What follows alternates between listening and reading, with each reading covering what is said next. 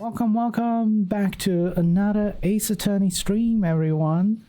This is Jake Light, gaming lawyer to service. We're once again back playing some fake pretend lawyer, and we're starting with we're starting it again. Not starting. This is like the 1, 2, 3, 4. This is like the sixth game, the sixth Ace Attorney game I've been playing since I started streaming. Yay! Hello, Calamity. Hello, Naomi. Hello, Dreadlope. I don't know. Should I still call you the previous name, or should I call you Dreadlope now? Anyways, I hope you're all doing well. But yes. For anyone that doesn't know, Apollo Justice is my very first Ace Attorney game. Like my first exposure to this series. I played it about probably 10 years ago, when I was in university.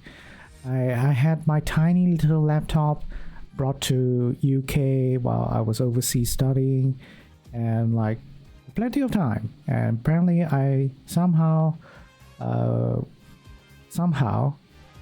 got the opportunity to just found out about this series, and yeah, we've been doing this ever since.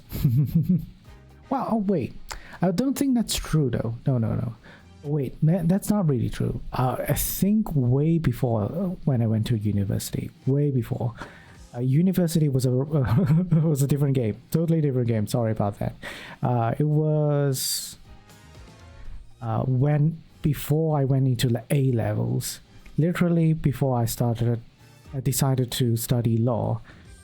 This was the first game I played, and probably the main reason why I became a lawyer. Literally, I was like, I had the opportunity to decide what kind of things I want to study for my future, advanced tier education, and laws was one of them. And like, hey, I like this game very much. Why not just try it out? And lo and behold, after so many years, we're here. We're here. We are a lawyer, and now we're playing a lawyer game again, playing the game that started all. So yes, I'm excited for this, and it's gonna be good. I might have like probably remember quite a lot of stuff in the game, but specific details, facts, evidence, and all that, totally gone. Don't remember at all. So it should be good. So it should be a fresh start.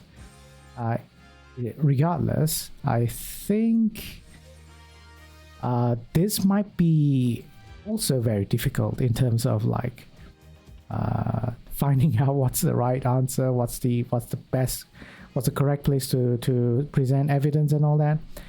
But we'll see. Without further ado, let's just jump in. All right, let's just jump in. And I really like this. It's not really a remake.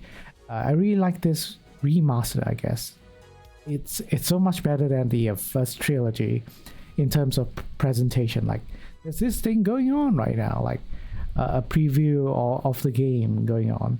It's also the same for the other games that we'll also be playing in the future once we finish with Apollo Justice.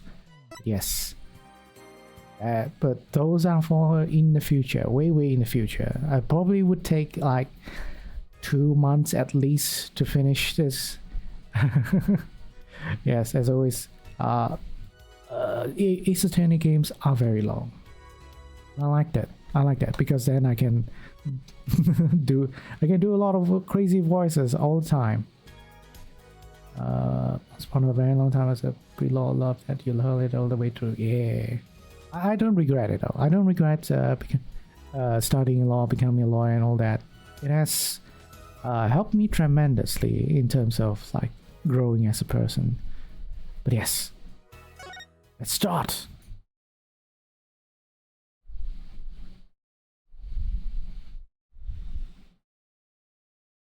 Episode 1, Turnabout Trump. Oh no, not the other, that the one we don't like, right? I don't remember this.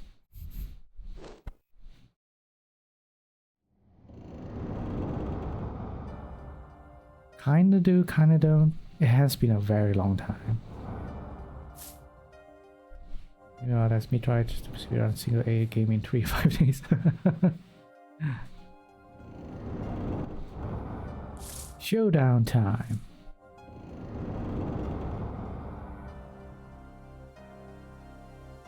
You lose. Ooh. It kind of reminds me of like an Indian drama with all that sound effect.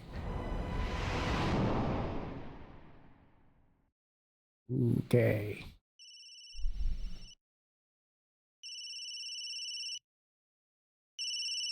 Someone died from blunt trauma, like always. Something like that. Dead. Someone hit him. Hard. Me, please. The cops should be here any minute. I'm in your hands. Should it come to that? In whose hands? April 20th, 9:37 a.m. District Court, Defendant Lobby number 3. Oh no. Oh yeah, I haven't changed the buttons. Well, I guess it should be fine. Oh no. Should I just use the same voice for Apollo? Now, it should be slightly different. How? Younger? I don't know. How do I do younger version? Panicked. Palms sweaty. Admit it. I'm nervous. Good morning. Who's this? Oh yeah, this guy. Good morning, sir. You look intense. Justice, wound up tight. Wound up, sir? No, I'm loose. I'm fine. That screeching noise, is that your voice? I suppose it's to be expected. Your first trial is a homicide. I guess justice doesn't start small, eh? I'm fine. I got up at 5 a.m. to do my Chords of Steel voice workout. I'm fine. Ah, that explains it. I did detect a certain rasping quality to your screech. I overdid it again. As you know, your client today is a good friend of mine. I don't want to let him down, if you get my drift. Drift gotten, sir. I'm all over that drift. As it happens, I dined with him the night of the murder. We can't let this case fall through. Yes, I'm fine, sir. One more thing. Don't say you're fine quite so much. People might take you the wrong way. Well, I'll be preparing our case. You might want to introduce yourself to the client. Who's he? Who's me? Oh yeah, now we do the introduction. My name is Apollo Justice. If it isn't clear already, I'm a new attorney. And today is my first trial. Not that I'm worried or anything. The defendant has been accused of murder. My boss wants to help him out, of course, and so do I. I mean, there's no way he did it. Not him. No way. Who's him? Oh, this guy. I totally don't know who he is, okay? Wow. Good, morning. Morning. It's all up to you today. First trial. Nervous. Meeting him. Cardiac arrest. I think I'm supposed to say something. Help? Yeah. Apollo Justice is like so different from everyone else in terms of like experience and stuff when he first started out. It's like like way more noob than when Phoenix Wright started out or anyone else. So you're fine. I'm fine. Mr. Fine, is it? I did remember you having an odd name. Well, we're off to a great start. Are you sure you're okay? I mean, with me. Mr. Gavin is a top-notch defense attorney, and he's your friend. So why... You'll see. Huh? You can do it. Be confident. I'm really sorry this happened to you. I mean, It's time. Shall we? Yes, sir. Okay, I need to focus. First trial. Here comes justice. First trial. Well, I wonder who's gonna be the prosecutor. April 20th, 10 a.m. District Court, courtroom number 2. Ah! You can recognize that hairline. Always. Oh, Judge! Oh man, you're you're so much more detailed in your 2D form, and I think this is not the probably like the last time where Ace Attorney remains 2D using 2D models. Next sequel is just all 3D, which is a bit unfortunate. I really like the 2D aesthetics, but the 3D slash 2D models that they have in newer games, it's not bad as well. Not bad. The court is now in session. The prosecutor's ready, Your Honor. Defense is fine. I mean, ready, Your Honor. UA fans enjoy the pixel art graphics. Yeah. Mind going blank. Don't panic. Too late. Your name was Mr. Justice, and this is your first trial? Yes, Your Honor. I'm fine, really. Are you quite sure? Your voice sounds a bit strained.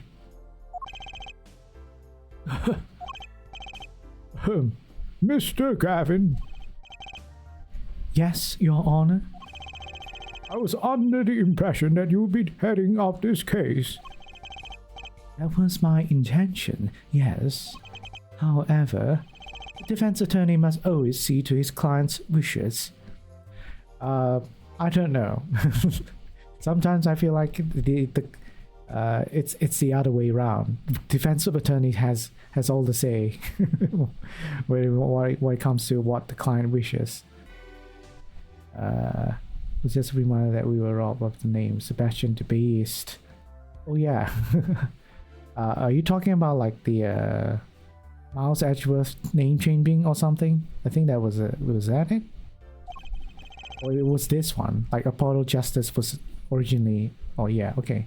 Apollo Justice was originally named something else as well. I think something also cool, but I think it's still fine. You know, having him called Apollo Justice. And my client specifically requested Mr. Justice. Well, of course he wants justice. But to entrust his case to this greenhorn. Why? I do not exaggerate when I say that you're the best defense attorney in town, Mr. Gavin. Really though? Okay, so Gavin's got trial experience. Fine. But does he have cords of steel? Cords of steel? Then let's begin. The defendant may enter the courtroom. We don't even know the defendant's name. This is truly an unfortunate turn of events. I'm sorry we had to meet again under these circumstances. Long time no see, Mr. Wright. Bom bom bom! Mr. Wright, I totally have no idea. This is one interesting thing is that I have no idea who this was. Like when I first played this game, since I never played an Ace Attorney game, like Mr. Right, okay, is something I'm supposed to know. I had that impression up until the point where he revealed himself, like he changed clothes. It's like, it's him. It's the guy who is in all the posters and stuff in covers. You recognize the badge on his hat? No, I've no idea at all. Let's put the past behind us, shall we? These days, I'm merely Phoenix Wright, piano player. Mr. Wright, how could this have happened? I won't speak of it further then. If the prosecution would be so kind as to explain the charges, Mr. Payne. I think I saw you enter this room a fresh attorney, and now I see you leave in chains. Ah, Winston Payne. Subtle as ever, I see. Ahem. The crime occurred at a Bosch Bow Club, a Russian restaurant. The defendant, Phoenix Wright, took the victim, a customer, and he hit him, wham, on the head, smack, killed him cold. A customer at a restaurant, you say? And the defendant, you say he was? A pianist for the club, it seems. Phoenix Wright, a pianist? This is the weapon that took the victim's life. A bottle of grape juice. Grape juice is apparently our defendant's drink of choice. The court accepts this deadly bottle as evidence. Aha, grape juice bottle used as murder weapon bears the defendant's Mr. Wright's prints. Okay. Is this the one that starts having like 3D examination? Yeah, this is the one. Wait. How do I... oh, yeah. How do... Oh, this is... Okay. Yeah, nah, nice. So all the games previous, I guess, first trilogy doesn't have this. No 3D models at all. They have upgraded at least in some way. I like this part. I like the that you are able to look at things thoroughly now. Better in the past, like, okay, do you just look at a picture? Something to note, Justice. All evidence is filed in the court record. Make a practice of checking it frequently. The court record, right? I've heard of that. Yes, you heard of that. You've never seen it before. Use E to look at the evidence so far. I'm confident in your ability to handle this. Right, just use E. Sounds like it's time for some hands-on action. So, the victim was a customer at this restaurant. Just who was this, Shady Smith fellow? What is this? Like, what's the pun of this? Like Shady? Slim Shady? I don't know. We believe he was a traveler, Your Honor. Traveler? According to his passport, he had been out of country for a number of years. He had only returned to his country recently, though his place of residence is unclear. And he had some sort of connection with the defendant? That too. It's unclear at present, Your Honor. Well, you suck, man. You suck, as always. We believe they first met at the Bosch Bow Club on the night of the crime. If they had only just met, then why murder? Perhaps the victim's sight slighted the defendant's piano playing? That doesn't appear to have been the case. No, the motive had nothing to do with the defendant's lack of playing skill. At least, not piano playing. I'll let this photo explain what I mean. As we can see, A game of poker was in progress at the scene of the crime. Wait a second. Isn't poker gambling? That's a crime in and of itself. Well, yes, if it's illegal. But then again, if gambling is involved, yeah, it's illegal. But playing poker itself is not. All right. Indeed, it appears our defendant has fallen to become the basis of sort of crime now. It is true that the defendant was engaged in a game of poker with the victim, but it was only that, a game, in a purest sense, a competition, Your Honor. A competition? Yes, a test of wits, a silent clash of passions. Only the cards, their backs wreathed in blue flame, know its final outcome. As long as nobody's involved. Yeah. Come again. The cards on the table had blue backs, Your Honor. I believe the defense was waxing poetic in an attempt to mystify those present and impress women. That will be our first order of business here then. Well, it's not. It's not like if you're saying that you'll be a hypocrite, Pain, because you've been like trying to impress women all the time. To find out more about this fatal game of cards.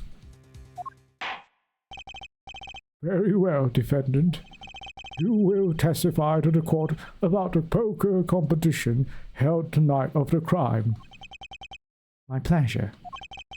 This is it. My first trial. Here goes nothing. I don't know. I'm imagining Apollo just as like a excited little puppy doing his first case. This is how I'm doing his voice. I'm a pianist by trade, yet I can hardly play at all. My real job is to take on interested customers over at the poker table. The room where we play and the competition there are the club's main attractions. The rules are simple. We play a game of poker using 2 decks of cards. That's all it is. A game. Our customers are happy. That sounds really sus though. Still ready to do women even care about him. Oh, he is mysterious. We know nothing about the pain, except for, you know, the long line of hair loss is caused by a traumatic experience that happened hundreds of years ago, right? I think it was hundreds of years ago. And it somehow passed genetically as well. A pianist who can't play piano. Better than the defense attorney who can't defend. Very well. The defense may begin the cross-examination. Right, Your Honor. My first cross-examination. Don't blow it. Are you alright? You're sweating bullets. Bullets? Where? It's a figure of speech, Justice. Your voice sounds strained and raspy, too. My brain feels strained and raspy, sir. You've watched me perform cross-examinations many times, though you've never done one yourself, have you? Care for a refresher? Should I ask Mr. Gavin for a refresher course in cross-examination? No thanks.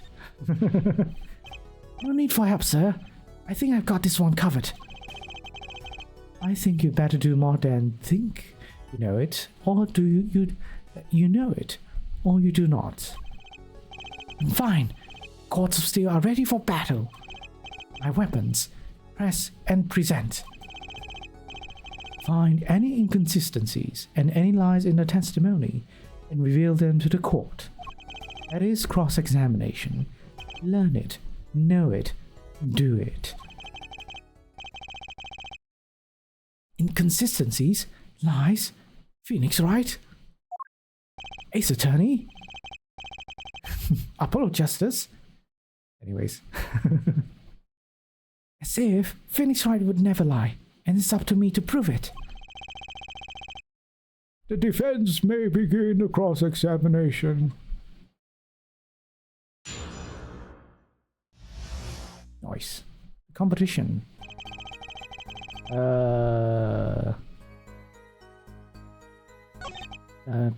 Real job is take on poker.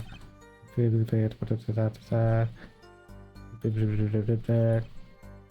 don't think there's any untruths. Right? Let me check.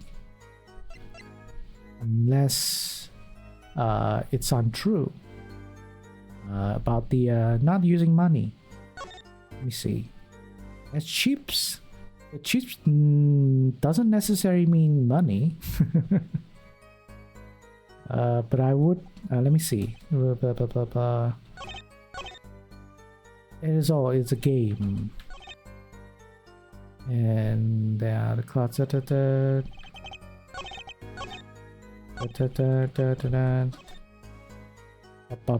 I'm gonna press this just to see if it's gonna be like, yes, this is the thing you should be presenting. So, you claim you weren't gambling. That's right. It was simply a game. You didn't bet any money, not even little. The only thing at stake in our game was pride itself. Oh, well put, Mr. Wright. I've got a mind to play a hand of poker myself.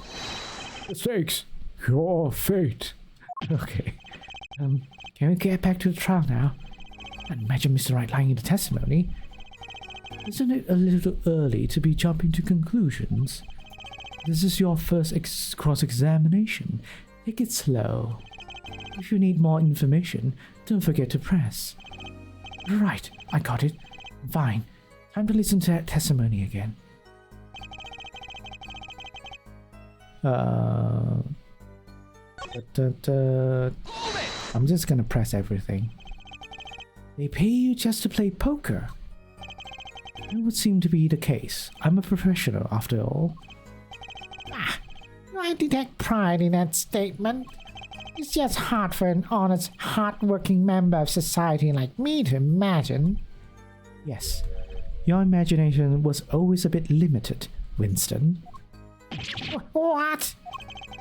I played poker for 7 years in that little room, and I've never lost once. What? You see why the customers come now. Defeat the undefeated poker champion. It's quite a draw. That is, I'm quite a draw. Wait, you've never lost once? Not even one time? As I said, I'm a professional. He's played poker for 7 years and not lost once. Is that even possible? Probably not. Okay. Let's press more. The room in the crime scene photo is an attraction. There's quite a history, actually. Bosch Bowl Club used to be a gathering spot for black market types back in the day. But black market? All in the past. Things like the black market are only on the silver screen nowadays. Suffice it to say that there were a lot of deals being made under the table. Right there in that room. A smoky gambling hoods, you know. Just looking at this picture makes me feel bad. The bosses gather around the table, cutting deals, safe from the eyes of the law. Meanwhile, a goon keeps watch through the small window. I can practically picture it now. The window does look like it would be good for keeping a lookout, but little else. The room had a few other tricks to it, though it was common knowledge to our regulars. At any rate, they come to play at poker in a room steep in history. Despite the dark past, it was all just good, clean fun. Okay.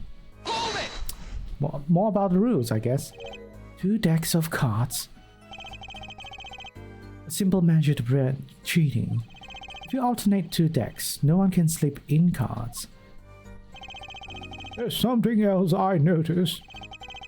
In addition to the cards on the table, There are some lying scattered on the floor. Precisely. Cards on the table, cards upon the floor. Each one forming a complete deck. The crime scene. Painted blue by a sad sweep of cards. It's poetic, really. Incidentally, we used 2 types of cards at the camp. One deck of cards was red, and the other blue. As I recall, in poker you make 5 cards hands. I can see how it would be easy to cheat. Yes, game of hands. Oh, we don't need to contradict anything. This competition you're talking about, I believe the court understands the nature of the game sufficiently. That's right. It's a simple game, after all. Are you sure? Huh? People are not murdered over simple games, Mr. Justice. Defendant, you were in a room the very moment that crime occurred, yet you claim no connection to the crime. Now that's strange. What's strange? I was testifying about the competition that night. Asking me about the crime at this point is against the rules, Your Honor. Of course, I expected to hear a cry of objection from the defense. Ugh, I completely let that one slip by. Don't despair yet, Justice. Sir? Right. There's something I'd like made clear. Namely, your connection to the case at hand, and I'd like to hear it from you. Sure, why not? Very well. The defendant will amend his testimony. Just one little press, and I've got myself a whole new testimony.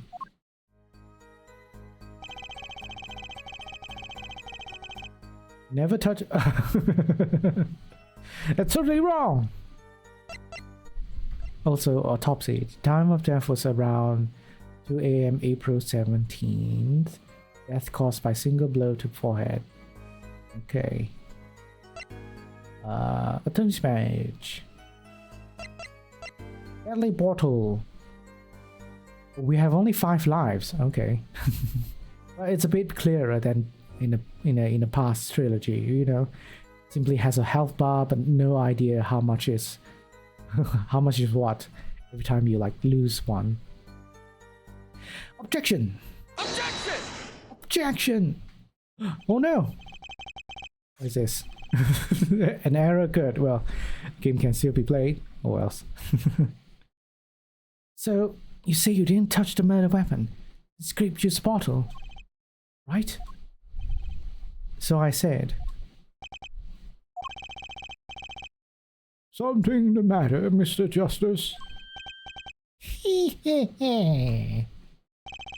Too bad for our new defense attorney. Never learned how to play dumb. Oh, what's this, Mr. Payne? I examined the bottle in question, you see, and it was covered with the defendant's fingerprints. Objection! No need to shout, Mr. Justice. I can hear you just fine. Excess yelling can damage the judge's ears in our case. But what about my cords of steel? Anyway, what's so strange about fingerprints on a bottle in a restaurant? Well, that's true. But preacher, Oh, they wouldn't prove a thing if they were normal fingerprints. Huh? But the fingerprints on the murder weapon were upside down. Upside down? What does that mean? It means he was holding the bottle inverted, and there can only be one reason for that.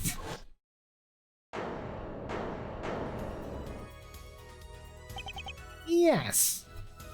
You brained someone with the bottle. Oh. Mr. Gavin, I think things just took a turn for the worse. Oh, I see no problem. Justice. Huh? The only thing that matters is the truth. There's a good reason for everything. You'll see. Defendant, can you explain your fingerprints on this bottle to the court? I stand by my plea of silence regarding the murder. For now. Not very cooperative, are you? This could hurt your case. I'm sure he's uncooperative because he's hiding something. It must be some reason. Your Honor, you seem to have forgotten something. And what might that be, Mr. Gavin? On the night of the crime, who was it who reported the murder to the police? Reported? Well, it was the defendant, Mr. Wright. But still, that... Really? Yes, well, according to the case file, the murder was reported from near the scene by a call from a defendant's cell phone. Near the scene? Let's take a look at the diagram of the murder scene, shall we? Diagram? The victim was murdered in a small room in the basement 2 floors down from ground level. Of course, cell phones can't get reception so far down. The defendant used the stairs in his hallway to go above ground. The call came from the first floor of the restaurant. I see. And this is the phone that made the call? My cell phone? Oh boy. When was this game made? I think this is it's like really... Oh yeah, I guess it's still...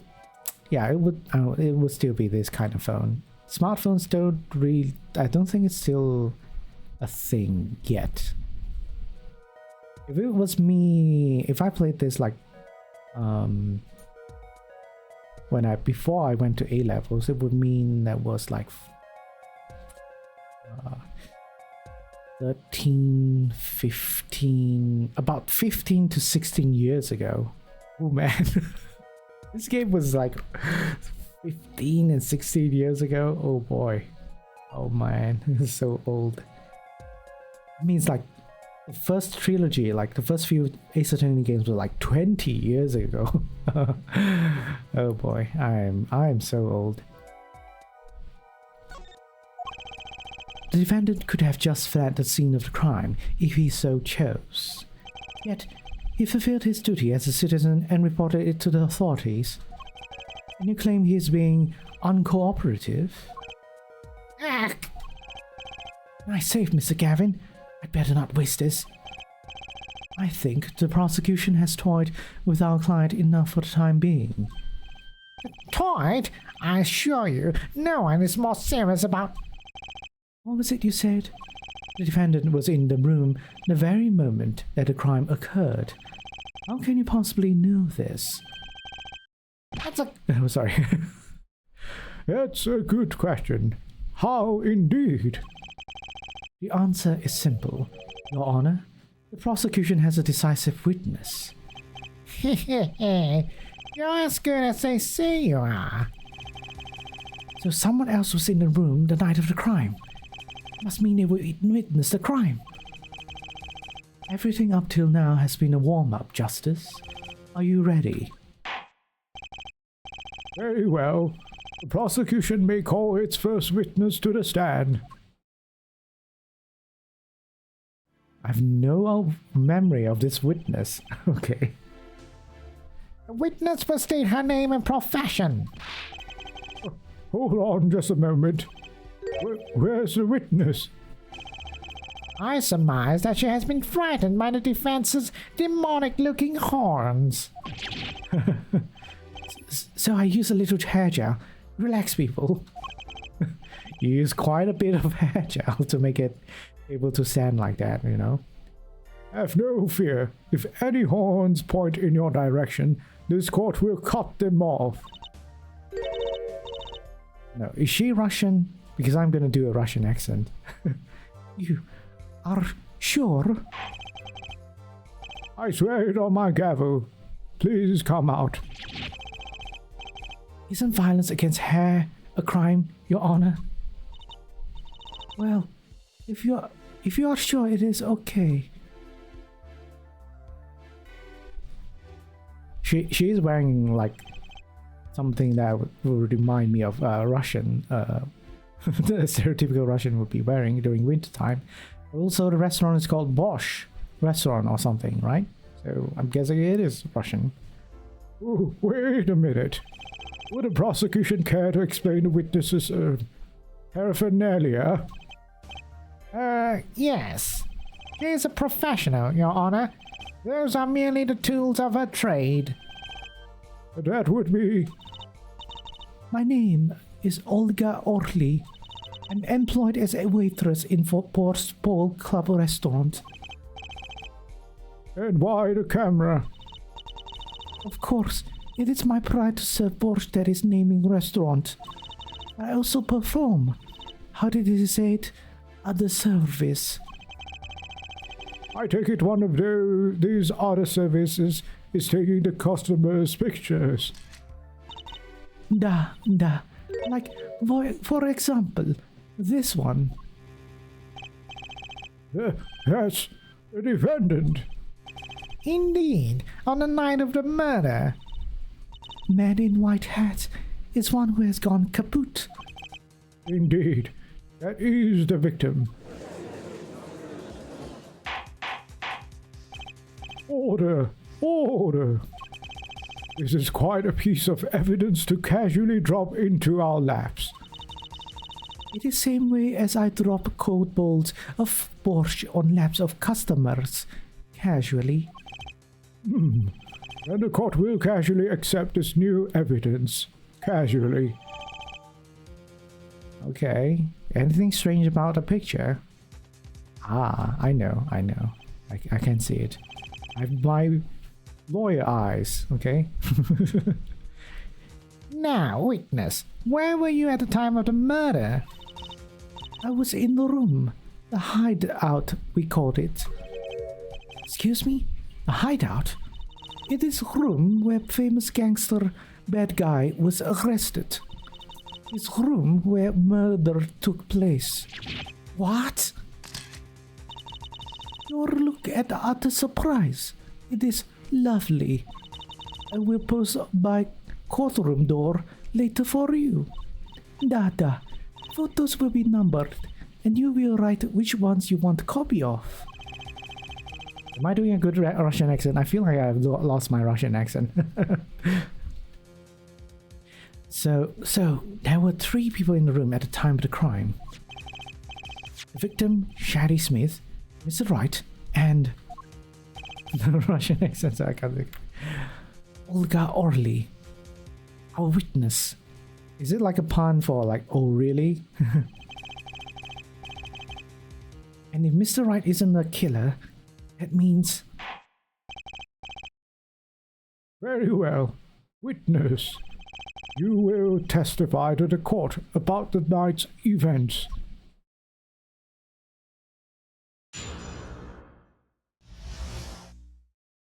That fateful night. That night, customer asked me to deal cards for a game. It was called Both Players Played with Hats On. Da. The victim plays whole time with his hand on locket at his neck. Then last hand is done. But something terrible has happened. Da. That man flew at the victim and is strangling him to death. Wrong. That's blatantly wrong. Incidentally, who won the game? Isn't it obvious? The winner was the victim, Mr. Smith. It's ridiculous. Because Mr. Wright can't lose. Justice. Maybe you can come up with a more legitimate objection. But he hadn't lost in 7 years. Take it from me, kid. It happens. I didn't lose a case my first 7 years as a prosecutor either. Incidentally, I have some evidence here. If someone could lose against pain... if a defense attorney could lose against Payne here, it must be really bad. These are the poker chips as they lay the very moment of the crime. The hand and chips on the side belong to the defendant. Mr. Wright. Those on the far side belong to the victim, Mr. Smith. Chips, you say? I mean yes. Imagine that poker is war. Your hand is your army, and the chips are the spoils. I know that. After all, in my youth I was the poker head of courtroom number 3. Okay. The poker head. Do you mean poker face? I think he means poker face. Yes. That's why I say Apollo. Looking at this picture, it does seem that most of the chips are on the victim's side of the table. So Phoenix was lying. Very well. The defense may cross-examine the witness. No need to do cross-examination. We will just present the evidence. I would like to question this first about Lockett. His locket. I believe it was good luck charm. He gripped it many times as he played that night. Yes, he must have felt as though it might carry him to the moon and the stars. Though if it were small enough to fit around his neck, it wouldn't have much lived. The defense would like a clarification. This is a locket we're talking about. I mean, a pendant with a picture in it, right? Not a rocket. Of course, I knew that. It was probably a pendant shaped like a rocket. That's why she called it that. No, a locket's a locket. It doesn't... It's considered bad form to poke fun at the hard of hearing in our society. Hard of hearing or hard of understanding? So, what happened next? Okay. So this one, I think I'll just present this one. Objection! Oh no, it keeps happening. At least it doesn't like crash the game. That's it. Might as well like, can I save? Let's just save, just in case. Okay. Oh really? Strangled? You say? That's odd. The normal customers only choke on borscht. No, I mean this report shows that the victim died of a blow to the head. Heck! Miss Orley, really now, did you witness the crime? Eek! I kind of recall this happening.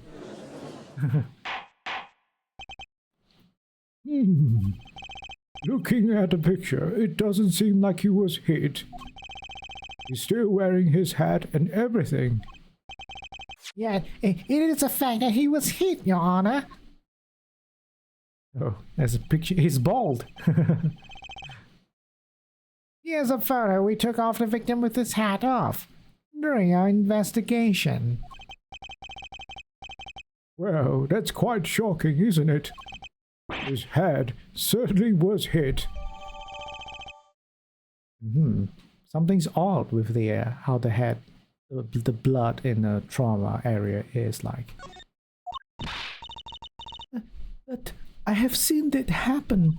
The defendant, he lunged at victim, his neck. Oh really, Mr. O'Reilly? I think I've caught you in your own lie this time. Justice. I admire your enthusiasm, but perhaps you should think this through once more. What do you mean? I found a contradiction. There's one thing in her testimony that troubles me. Very well. It seems we should continue the cross-examination. Such a thing as thinking too much. This horse is dead. Let's stop beating it. There's such a thing as thinking out loud. Too much, too. You can hear my thoughts? Oh no!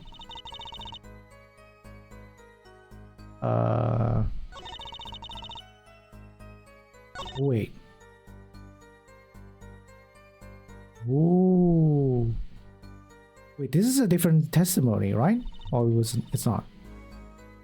Oh, no. They changed this one, right? I mean, at least I'll just... no, I have new evidence now, right? Or something. Yeah, I can, like, contradict this one. It's already April. How could it be cold? At Borscht Bowl Club, we have pride on authentic rustic Russian restaurant theme. Outside it is city in spring, but inside it is always as cold as Mother Russia. Mother Russia. I have to roll my tongue. I've not been rolling my tongue as much. No way am I going there. When it comes to hot borscht, cold is best seasoning, da? Okay, I'm gonna do this now. Forehead, hair removed from the investigation. If he always wore a hat, why is there blood? Wait, is it? No. Let me think this through. Let's go per place.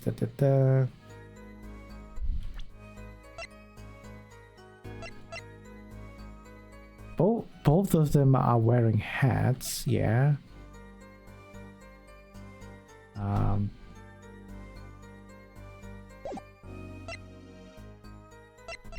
Let me think this through. Victim, he plays whole time with his hand on locket at his neck. Last hand is done, but something horrible has happened. Trying to strangle, he hit a bottle. I guess I'll have to press something. You were dealing cards. Do you do this often? Nah, I'm doing this. If customer wishes it, I serve if anything. Borscht, cards, more borscht. It is my work. It's good to hear of a place that hasn't forgotten the meaning of service. Welcome you to Borscht Bowl Club, where borscht is as warm as the waitresses. Thank you for not handing out flyers during the cross-examination.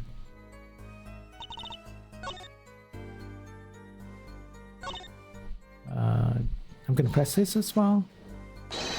Something terrible. Eek. Defense will refrain from needless shouting. Sorry. I need to seriously reconsider this vocal training thing. Now, Mr. Oni, can you tell us what happened? Oh, I was so frightened. I trembled with fear. The fourth statement is pretty useless. I feel like this is the only thing I can like present. Because I'm thinking like something has to do with the hat, right? And the bottle. This comment about players who have played with hats on. No, it's wrong. Oh. Okay. I'm officially I have no idea. Have I questioned everything though? I will press this one. You didn't say anything about heating before. Sorry, I must be forgetting this. Witness, you will take greater care with your testimony. Oh, I'm sorry, Your Honor. And that clears up the discrepancy with our autopsy report, I believe. The defendant made to strangle his victim and change his mind, and chose a simpler, blunter means to do the job. Yes, it sums it up nicely. So he strangled him and then hit him? Something's fishy about all this. Go ahead. I believe you know what it is you need to do. Right, sir. Leave it to me. There were only 3 people in the room at the time of the murder. The victim, Shady Smith, Mr. Wright, and Mr. Wright isn't he the killer? I've got you now, Aurelie.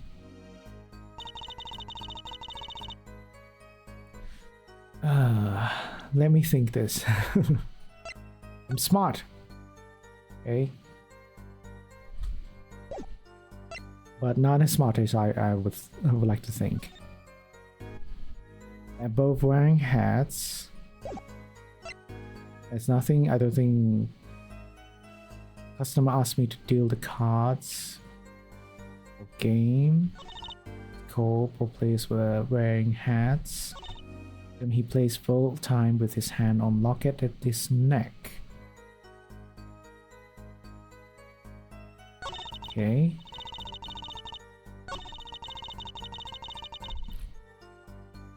Last hand is done. Something terrible happened. The sub-basement... Are we talking about this? No clue, man. I think there's something wrong. Like, there's quite a bit of something wrong, but we haven't reached that point yet. But yeah, this is unfortunately I'm too dumb territory, and I'm gonna like do a walkthrough now. It's the sake for not wasting everyone's time, because like I feel like I know what's going on, but just don't know what exactly is wrong. Olga.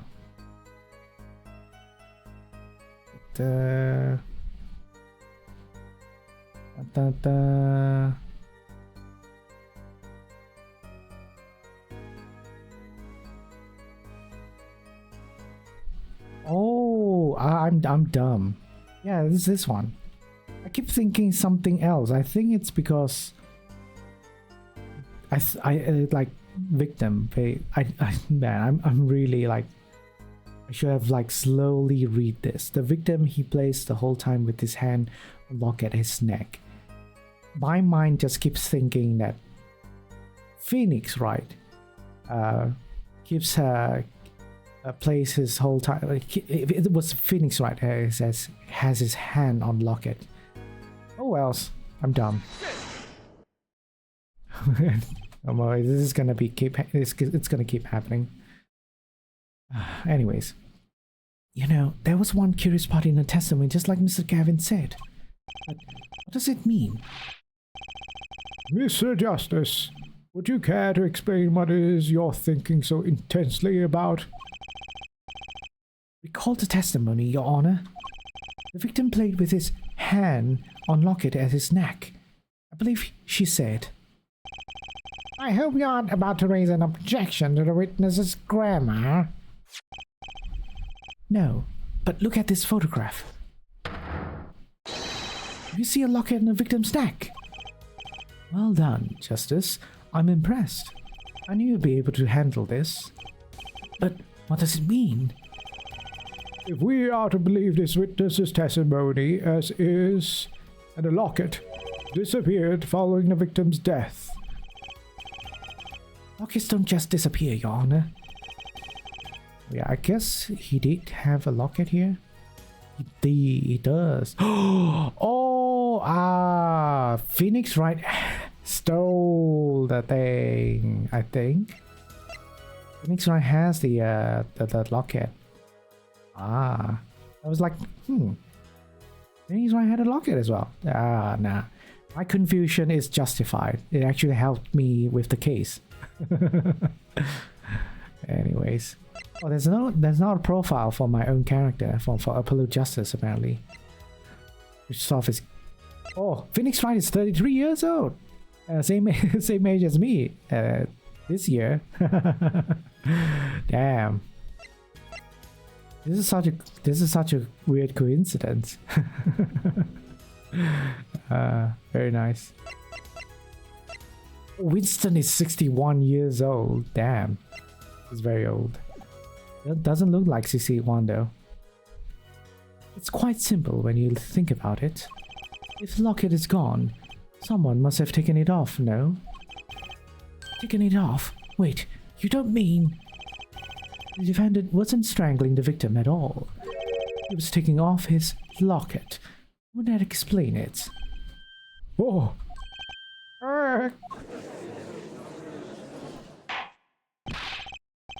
defendant, what do you have to say to this? Say, Yes? I just noticed this, but you have something hanging around your neck, don't you? Oh, you mean this? Yes, it's a locket with a photograph inside. A photo of my daughter. Come again? Mr. Wright, you have a daughter? We confirm it at the time of the arrest. The picture in the locket is indeed Mr. Wright's daughter. But Mr. Wright has a locket too. Why don't I buy that this is just a coincidence? Well now, if the results of this poker game led to the murder, perhaps we should hear a bit more about the outcome of the game. Further testimony won't really be necessary. It's clear the defendant lost. Badly. Miss O'Reilly, you will testify to the court about the game played between the victim and defendant. Duh.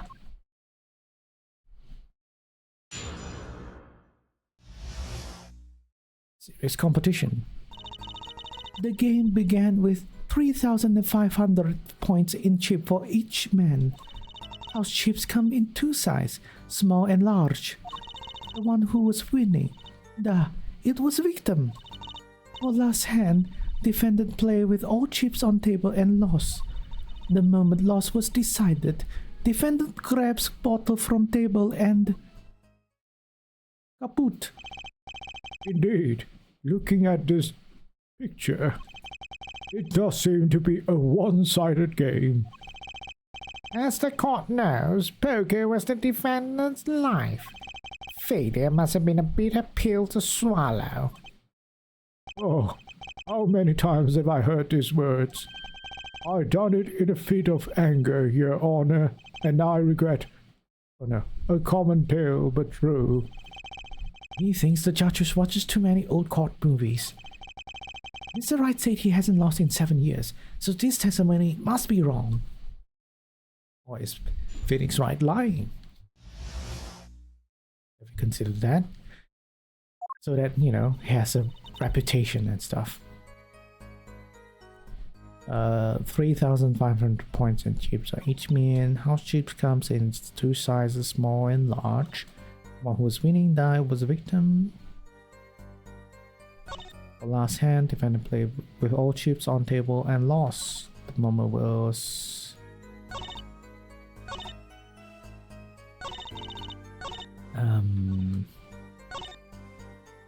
let me see if the picture... Big chips, small chips, okay. That seems to make sense. 3,500 points, I have no way to figure that, whether that's... Wait, can I? Should I be doing calculations? I don't know. I have no idea. There's like a total of 1, 2, 3, 4, 10 big chips and then 6 small chips. I don't think it adds up to 3,500. Oh yeah. That's not really useful. What about this? How can you tell? You're telling me that Mr. Wright, undefeated for 7 whole years, was losing. It must have been most unlucky day for him. I'm glad I did not take other picture of him. It would break camera, certainly. The chips, they went always to victim's side of table. So you're telling us it was a one-sided game? One-sided and... Okay. Last hand. It was largest points of any hand. The defendant's hand. It was excellent. He tried to use it to take victory from behind. It appears that both the defendant and the victim's hands are in this picture. That is truly an excellent hand. However, so is the victim's. One with highest number wins, so defendant loses. The victim, Mr. Smith, had a stronger hand than the defendant and crushed him. I believe that explains what occurred next. Once cards laid down on table, it happened.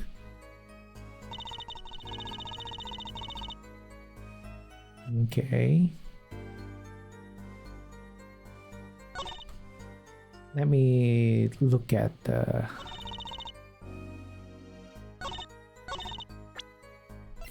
This is a picture when chips went on crime. And then this one, it doesn't really tell when this were both of. There's a contradiction I can see here. I think it's obvious to everyone, right? That you can't see this here at all. You can't see what the cards is in this picture.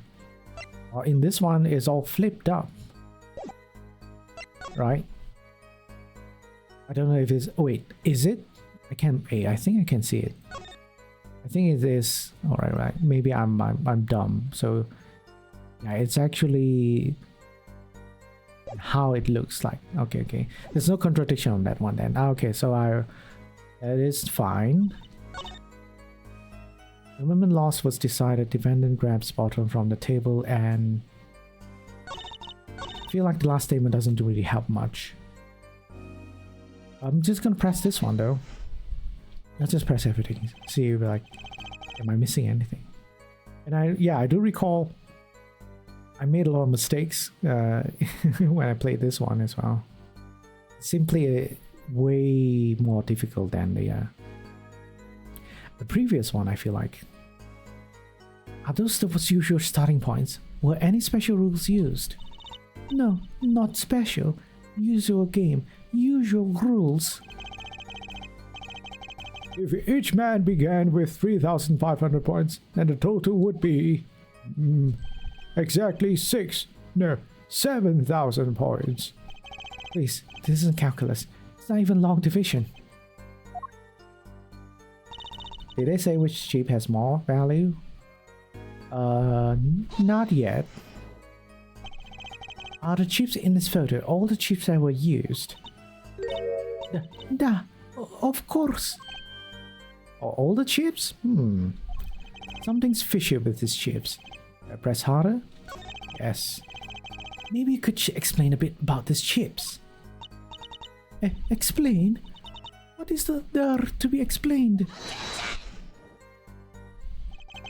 Poker chips are poker chips.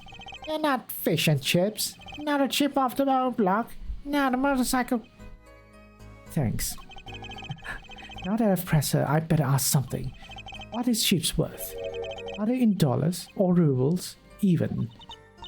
Yet, as I've been saying before, it was game, not gambling.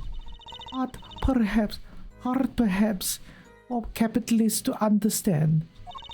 Two types of chips. 100-point chips and 1,000 points chip. It is not money, Justice. Sir, don't you find her comment interesting? More ways than one, sir. I have it added to her testimony myself. Well, does the defendant want the witness to add to her testimony? Yes. Why would I not? Yes, I do think this deserves further scrutiny. Add it to the testimony. I wish I knew where I was going with this. Very well. Witness, if you would be so kind. Your Honor.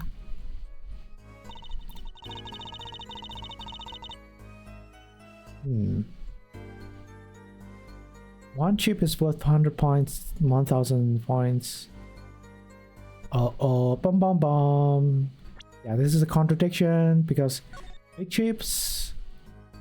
If big chips were 1000 points, that would make sense because there would be a total of 10,000 points.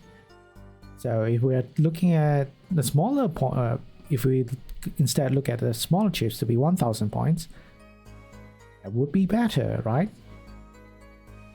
1, 2, 3. Yeah, 6,000. Then, yeah, a total of 7,000. Yeah, the judge helped. Objection! An expert error occurred. No error has occurred. Please don't do that. Elementary. Winston. Not Watson, Winston instead. Absolutely sure. It seems our new attorney, is a bit confused. A glance at the picture is enough to tell you who won, if you're not in kindergarten. Just for safety's sake, could you explain the problem to the court? Of course, Your Honor. In this photo, I see small chips and I see large chips. Tell me, which were worth 1,000 points? Why, the big ones, of course. Duh. Oh, I thought so too. Then the totals don't add up. The totals? Let's review what the witness told us. Each man started with 3,500 points in chips. And the combined total value of the chips was 7,000 points. Yes, if my calculations are correct. Let's see. 3 plus 1 carried a 5. They are, Your Honor. Now, look at this photo that allegedly shows all the chips. If the big chips are worth 1,000 points and small chips are worth 100, and you add them up, how much is it? Do it yourself. You're not in kindergarten, are you? 10,600 points. The chips don't add up. This clearly contradicts the witness's testimony. But why? How could this be?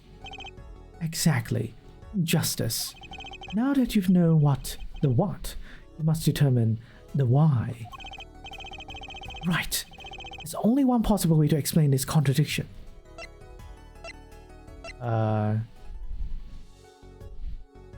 Chip count was wrong. The odd thing here is the number of chips, right? Mr. Gavin? Oh no, this is not. No! I thought it meant like the total number of chips is correct. Not that the chip. I had no idea, man. Starting points were wrong. No, starting points was right? The small chip is the one with the higher value. Yeah, the small chip is the one with the higher value, but if I counted one, we've counted if the small chips were higher value and the bigger chips were smaller value instead, it will total up to be a 7,000 points. So starting points are right. Chip count is right. Oh yeah, that makes sense. Damn. Oh man. I really interpreted the sentences wrong. Each man began the game with 3,500 points. If all the chips are indeed shown in the photograph, then there can be only one answer. Well, what is it? The value of the chips was the other way around. What? Want to know what I think? The small chips were worth 1,000 points, not the big ones. Now, the question is, why didn't O'Reilly here, the witness, specifically just explain this? 真実はただ一つ Okay. There's only one truth. Everything is true. Madness! Utter madness! Show me that the photograph of the chips again. There are 6 small chips and 10 large chips. Why, that does make 7,000 points when you add them up. Why is it like that though? Why is it calculated like that instead? It's so weird. Like, not represented like that. Like, Why would you do that? Why make this big one small and the small ones big? Excellent work, Justice. It's almost as though you figured it out by yourself. Well, I'm just glad I was the one who said it. It's color? I don't know. I don't even think it's really the color though. But wait! The value of the chips may be different, but that changes nothing. Indeed, the victim did have the large number of chips still. Oh, Exactly. If the small chips are 1000 points and the large chips are 100, let's do a little math and add up the points for each side of the table.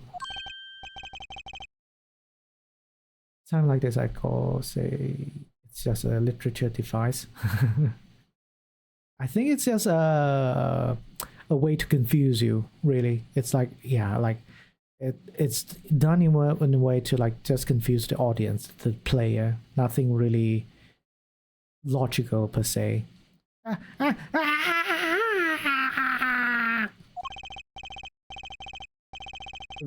the victim, Mr. Oh no! The victim, Mr. Smith, had 2,900 points, and the defendant had 4,100 points. I'm glad it has this like history where I can like look back missed text dialogue. Hey Neon, I got rid of it instead of clicking on it. No problem, Neon, it's fine. Well now, it seems that Mr. Wright was winning that night after all. That's impossible! My client had even less reason to kill the victim. After all, he was winning. Yeah! Okay. Did you like my Malaysian accent? Are you asking Neon? Now, Miss Orley, you must have known the true value of the chips, since you were there at the scene of the crime, weren't you? Eek! No, don't do it. Order! Order! It appears our defendant has lost his motive. Mr. Wright's supposed defeat never happened. I don't think yeah, you shouldn't do the redeems for this session or stream, because I don't do accent changes for Ace Attorney streams, unfortunately. So sorry about that. Knock! We must. Oh no. Excuse me. What is it, Miss Orley? I did not want to be saying this, but actually, you see, See what, Miss Orley? What do we see? in the last hand, there was cheat. A cheat? You don't mean a trick? Wait, what do you mean? A scam? They are all the same thing. Yes, there was cheating in last hand. That is why game ends with chips as they are. Great, just great. First we have lying, now cheating. Well, this case certainly has taken a turn for the interesting. Witness, you will please testify to court. Tell us about this cheating in the final hand.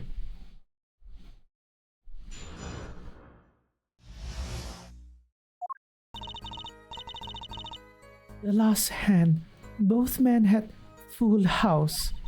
There is 4 of each card in deck from ace to king. If you look at both men's hands, cheat is more obvious.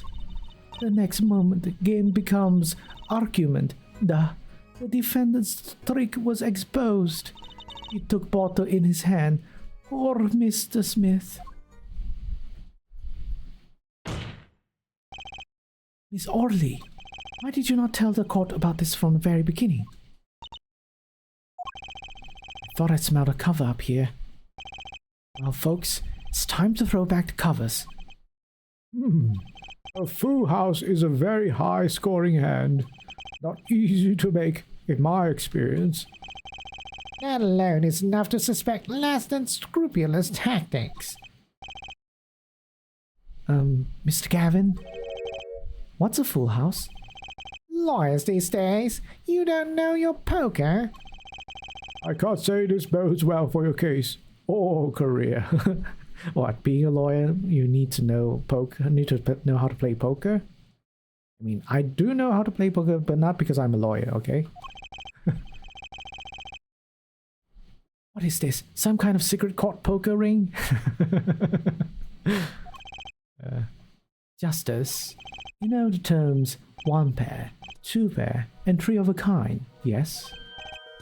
Yeah, no problem. Two cards with the same number makes a pair, and three makes a three of a kind. Good. Now picture a hand with one pair and one three of a kind. That's a full house. That doesn't sound very easy to make, does it? You can see each player's hand in this photo. Wow, they both have full houses. We forget that's an easy way to make a full house and go undefeated for 7 years. You cheat? Ahem. The defense may cross-examine the witness.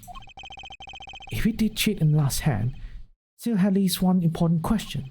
That's right, lost that hand. Who's ever heard of a professional con man losing when they cheat?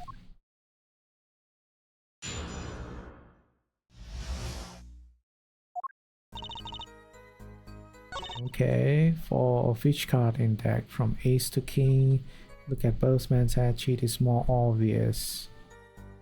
Really? Was it? How is it obvious?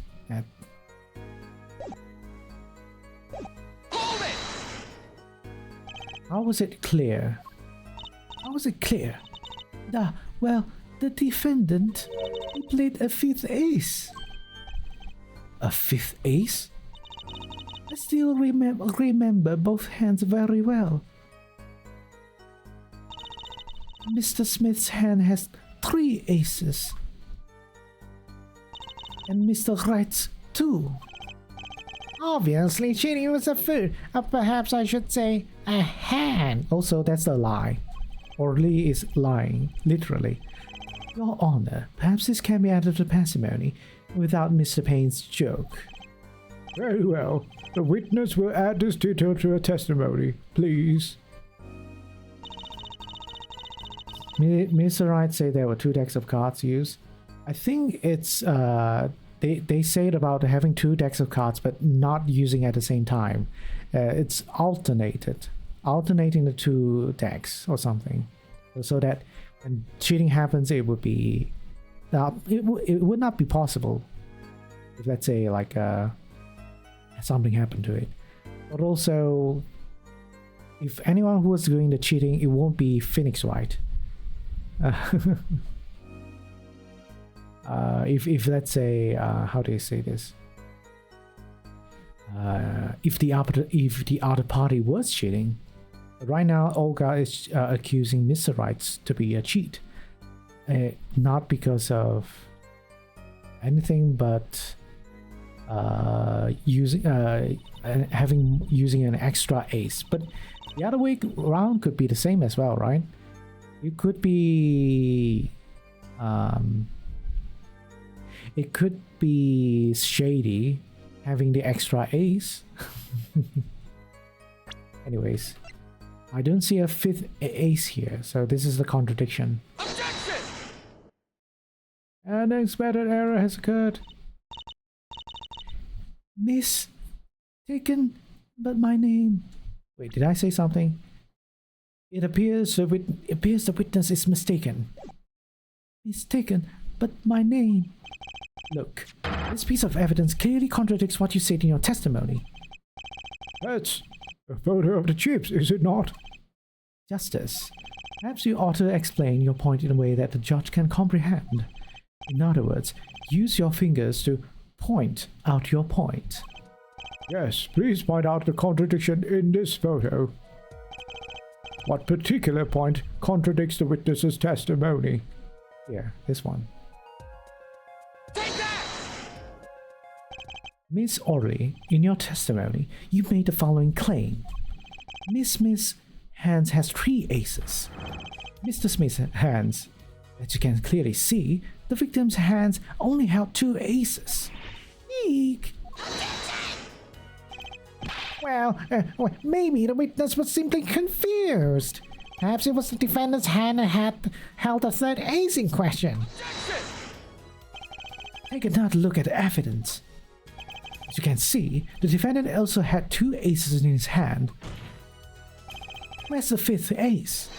I see cheating alright, and it's going on right here in this courtroom. 2 aces in each player's hand does make 4 aces total. Hardly proof of cheating. Wait, please. It is true. I have seen it. The 5th ace. There was cheating. I swear to you. That's odd. She must be lying. She's the most sincere I've seen her all day. I forgot about the photo. I was so obsessed with the sheep. I forgot. It's alright, Naomi. You're right. You're right to trust your instincts. Mr. Gavin? Who knows what lies in store for us in the trial ahead?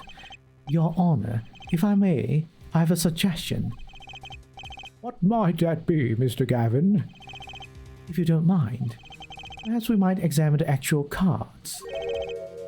The card? Mr. Payne. Yes? The players' hands at night were set aside as evidence, were they not? The defense would like to request that the cards be shown to the court. Very well. The prosecution will submit this evidence. Which will you examine? The victim's cards or the defendant's cards? If these cards don't prove cheating was going on, nothing will. Now, which one of these hands is more suspicious? The victim's hand, of course. It was the victim's hands that changed over the course of the witness's testimony. The defense requests time to examine Mr. Smith's cards. Very well. Mr. Payne, if you would. Very well. Receive evidence. Yeah, I can examine it now. Well, time's a wasting. Get to it, Justice.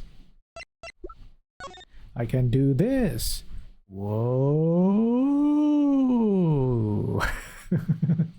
Bum bum bum. There's a mix of the 2 decks inside of it. Only one of the cards has a blue back. I'm much more of a red guy myself. Blue is so...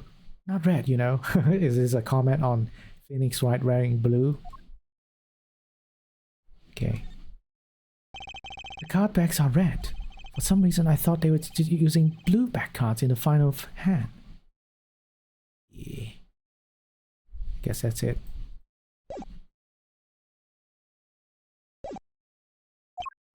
Yes, sir. Oh. I just did it. When examining evidence, be sure to view it from all sides and angles. Try using Up, left, down, right. to turn it every which way, and B, to zoom in and out. It should give you a better perspective on the case. Okay, let's do this. Oh wait, I already did this. I have to do it all again. Huh? Oh, which was it now? Okay, anyways. What? Oh, that's interesting. That's like a different examination dialogue. When I'm examining in when the game wants me to or forces me to, I do it on my own. Your Honor, look at this. One of the victim's cards. The back is different color. That's impossible. But I put that card in the right hand. What was that, Miss Orley? No, niet. I merely said da. I have eek. Do people really say eek in real life? Actually, is that how you say it? Like pronounce it in word? Then maybe ack. No, ack would be ACK. I don't know. Eek? Your Honor, Mr. Gavin, yes? tell me, what is the easiest way to cheat at poker? To cheat? I'll tell you. One merely needs a friend, a comrade, shall we say. The dealer. Oh. Wait, so you mean this witness, Miss Orley, she's the cheater? A professional, I'd wager. Yeah. Order! Focus, Justice. Time to take advantage of a mistake. Your Honor, please recall the testimony we just heard.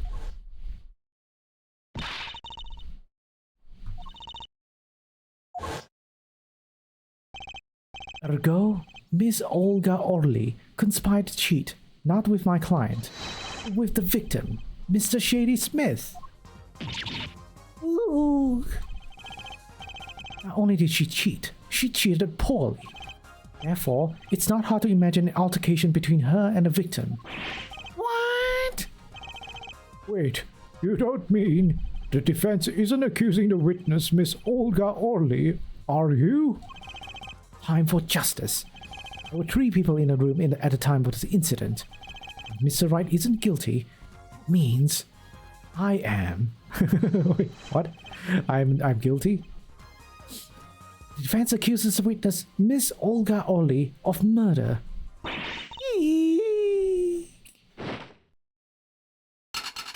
Oh, there was... now I saw it. It was like a lobster inside of it.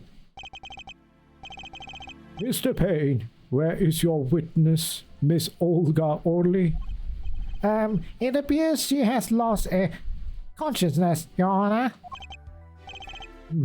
Mr. Justice, Your Honor, it seems you've presented a new possibility to the court, one suggesting a connection between the witness and the victim, Mr. Smith. and that means...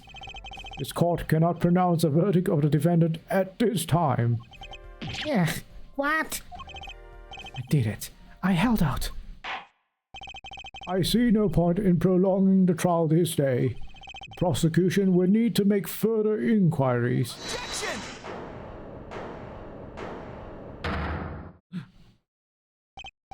Mr. Wright? You can't end the trial here, Your Honor. Not yet, because this is a tutorial trial. Everything must end in this one session. What nonsense is this defendant spewing now? Think. One of the cards had a different colored back. Don't you wonder what it means? What are you doing, Mr. Wright?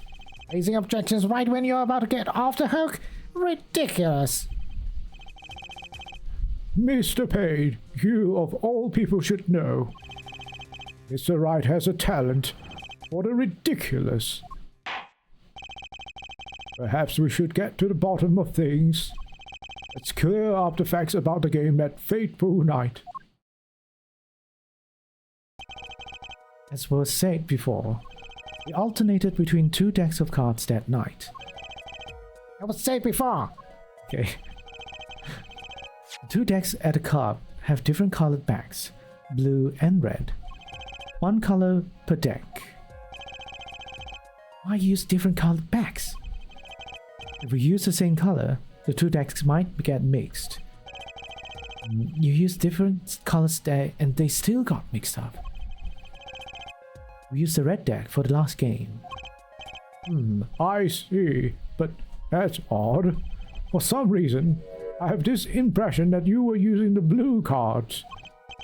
Yeah, me too. I'm sure someone said something about blue cards. Whatever. In the end, 1 card of the wrong color got into the mix, which means there was cheating. Yes, a card slipping into the deck would seem to indicate cheating, yet this card raises 2 serious questions. Apollo? Yes? Let's consider the first question, shall we? Think. In the last game, When was the last card swapped? When? There are three broad possibilities here. It could have been swapped before the murder, during the murder, or after the murder. Well, yeah. Thanks for the news bulletin, Mr. Wright. Of course, it was swapped. Oh. It might be as simple as you think, Mr. Payne, or it might not be. Nah. I'd like to hear what Apollo thinks first. When do you think the cards were swapped? And was the card swapped into the deck? After murder. I feel like it's after murder. Perhaps it happened after the murder? What's that? Ridiculous. What's the point of cheating after the hands have been shown? That's silly. Yes, but tell me, how do you swap cards during the game?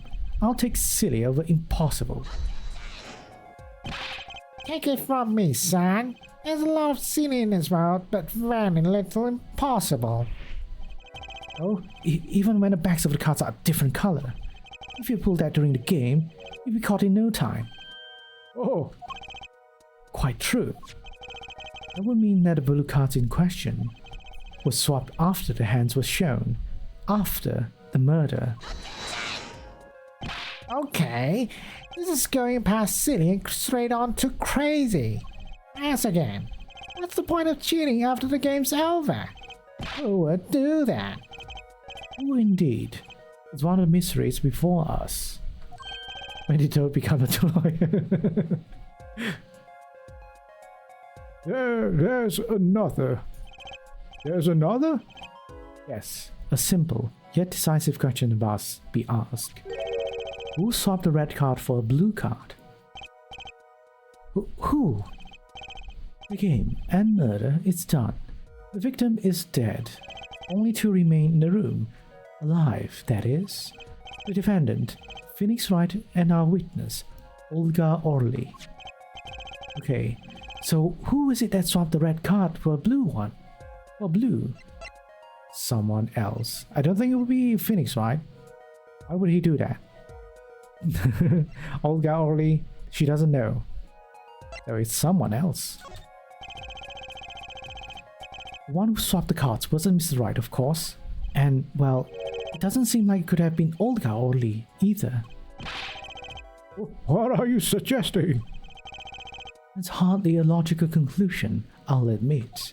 As a defense, I think it only makes sense for you to name Miss Orly at this point. Yes, I know. But she was the one who dealt the cards, right? I just can't believe she would make the mistake of swapping the wrong color card. And if the card was swapped during the game, it'd be obvious. Something you'd like to share with the court, Mr. Wright? Oh, my apologies, Your Honor. I was just thinking how much fun all this is. Fun? How about confusing? I've no idea what the defense is claiming, Your Honor.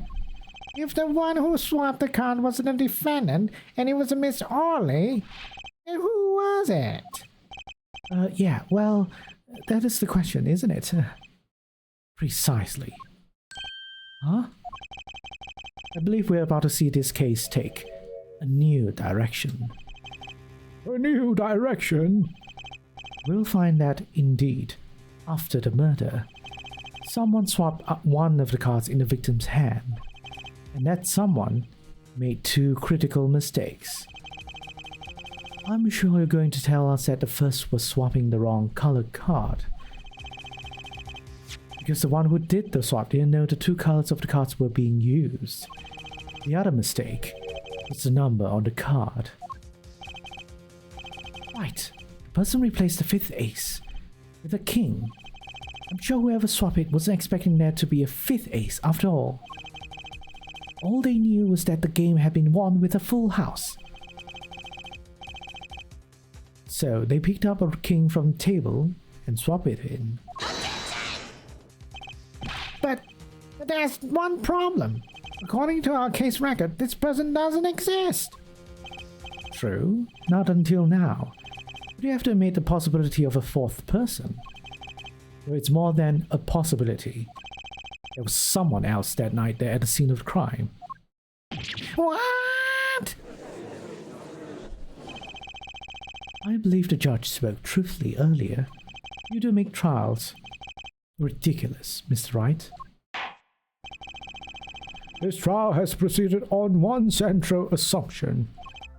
Namely, at the time of the incident, there were only 3 people in that room. I believe this new evidence, shall we say, overturns that assumption? The problem is that you chose to conceal this information from the court. I suppose that is a problem, yes? Court is adjourned for a brief recess. Mr. Gavin, I will see you in my chambers during this recess. Certainly, Your Honor. Very well. The trial will resume in 20 minutes. Nice. April 20th, 11:52 a.m. This record event lobby number 3. It was quite unexpected, Mr. Wright. To suddenly claim there was another person at the scene of the crime like that. I must ask, is it the truth? Well now, I think you would know the answer to that. Ah, being mysterious, are we?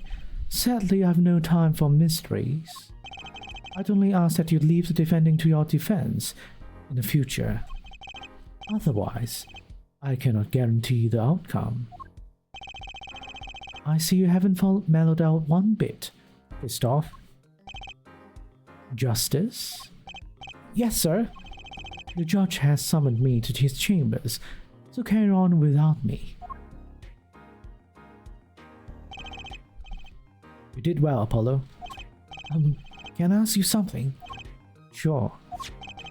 That locket you wear, is that really yours, Mr. Wright? Ah, you're wondering about the victim's disappearing locket. Here, you can take a look at it. There's a picture of my daughter in there. Bom bom bom! Daughter. We've never seen her before. I'm just surprised to hear you had a daughter. As people are. Perhaps you'll meet her one of these days. One more question. One who cheated that night. Was it you? What do you think? Huh? You know what happened 7 years ago? What I did. It's not unreasonable for you to think I might cheat. I never. Honest, but it is odd that he managed to go undefeated for 7 whole years. Want to know something? There's only one game where you can be dealt bad cards all night and still win. Poker. Eh? You see, poker is all about reading your opponent. In that way, it's a lot like a court case. Poker. It's like trial law. Figure out what your opponent is thinking, and you win. Well, yeah, but that's harder than it sounds. I think not. Try as they might to conceal it, everyone reveals their true thoughts in the end. Their body language can become a valuable source of information. You're kidding!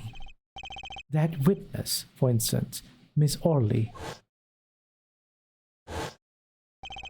She would touch the back of her neck during certain parts of her testimony. Did you notice? I didn't notice. No. Come on, what notice that? Words, habits, twitches. It's all information for the word reading. It's a secret to winning, Apollo. Someone taught me, and now I pass the secret on to you. Is it really a secret though? But I'm not worthy. I mean, there's no way I'll pick up on these signals. No, you can do it. Huh? You just don't know it yet. What's he talking about? But you will, soon. Ah, almost forgot. One more thing. About this case. You should know, I haven't told the truth to anyone yet. What? I knew it! I have my reasons. Of course, all shall be revealed. And Apollo, I need you to be there, defending me. I need your power. Power? I had no idea my courts of steel were that special. It's time. The real trial begins now. Do your best. To be continued! Nice. Save my progress! Now shall hydrate. Let me see. How long have I been streaming? About 2 hours. I think, yeah, we can continue.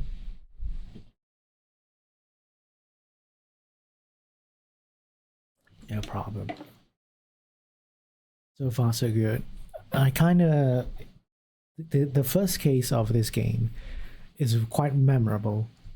Just because of the twists and stuff. So it's I wish I could forget, but no. Yeah. It is what it is. Yes, continue on to the next chapter. April 20th, 12:14 p.m. District Court, courtroom number 2. Court will now reconvene.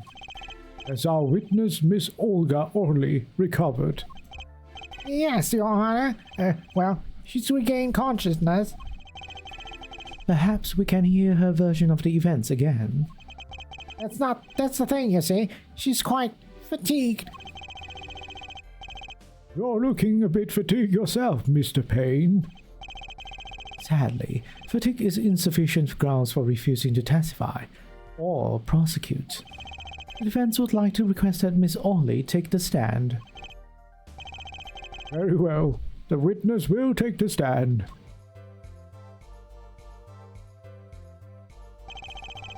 Perhaps you could repeat your name and profession? Or perhaps you'd rather admit that you're a poor liar and a poor loser. Not. Real... What's her accent now? Is it just back to normal accent? Name's Olga Orley. That's the truth. I'm a pro dealer. People call me Olga Quick Fingers Orley. Oh, really? Want to know something else? I'm not really Russian, and my last name sounds like oh really. Okay, yeah, she even said it herself. There, that's the truth. Oh, I hope you're satisfied. She wears like a pirate. Because I don't know, she cheats, that's why. Is that why she looks like a pirate? They just put the pun in like that. Yeah, literally said it out loud. Witness, you would tell the court what you were really up to that night. Fine, I'll talk. We had a plan, see? No, is it like some sort of American accent? Let me remind you that you are currently under oath. Any further fabrications will have serious consequences. I've really forgotten about this witness. Like all the things that she said, or how important she is into the first case. Like I said, I'm a pro. That guy, Smith, hired me to do what I do best. I was planted at the Bosch Bowl Club several days prior to the night of the game. As a waitress. So, you were in cahoots with the victim? Not that it needed my help. Smith is a well-known poker player in some circles. But winning wasn't the main purpose of the game.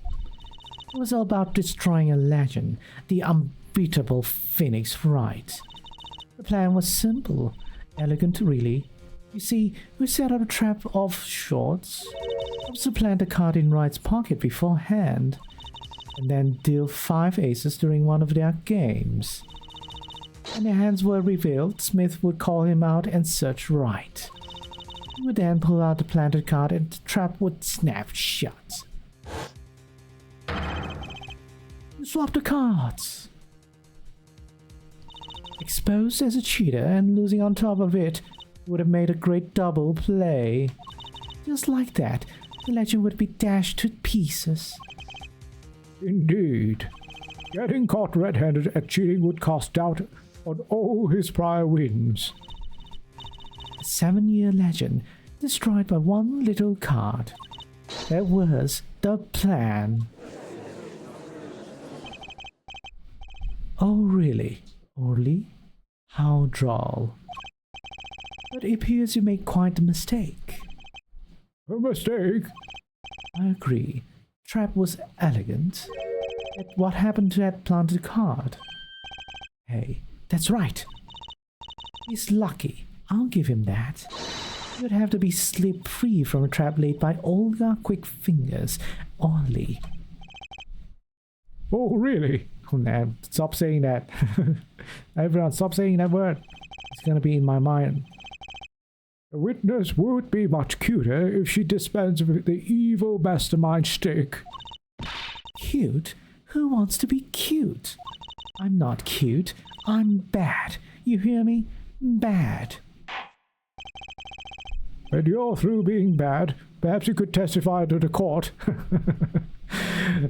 Just not giving any sass. Tell us about this trap and how it was sprung.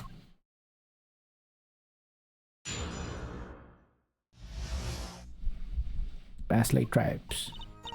That night, I planted a card like it was supposed to, and Wright lost the last hand, just like he was supposed to. Then Smith searched him. The planted card was gone. Trap failed. Next moment, Wright picked up a bottle and swung it. It wasn't me who hit Smith. It was that no-good cheating defendant. A surprisingly frank testimony that still leaves us mostly in the dark. The trap was perfect, I tell you. Perfect. If that rotten cheater hadn't messed it up. Look who's talking. Well, the testimony, for what it's worth, is all yours, Mr. Justice. With witnesses like her, who needs criminals? With defendants like Mr. Wright, who needs prosecutors?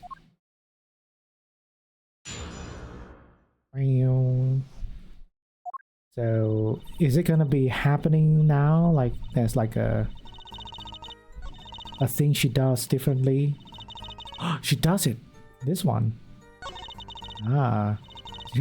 Now that I notice it. Yes! Wait, isn't that a little odd? What's odd? You searched Mr. Wright thoroughly and found nothing. Which means he didn't cheat. Which means he had no reason to strike the victim. Well... Duduk. It's happening now. Was that just now? I sensed something. Something wrong, Mr. Justice? Nothing, Your Honor. What to do? Should I press a little harder? Miss Orly, you're hiding something. What are you talking about? You... Me? Quick Fingers, Orly. I had some... The defense will remain from baseless accusations. I have one question for the witness stand. You say you saw the moment the defendant hit the victim. Is this true? Of course it's true. I did see it, honest. I saw it when Wright hit him. With my own eyes, I saw it. What's this weird vibe I'm getting? The vibe is not good. Witness. For instance, Miss Orly, she would touch the back of her neck during the certain parts of her testimony. Blah, blah, blah, blah. Okay, this is what we heard earlier. Touching her neck, was it?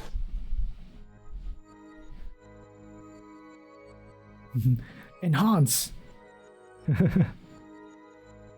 My eyes can see the same. The same level of detail. Whoa, what's going on? This sensation. It's coming into focus. There, that twitch, so clear. It's like I could perceive her habit I couldn't before. Perceive. Gotcha.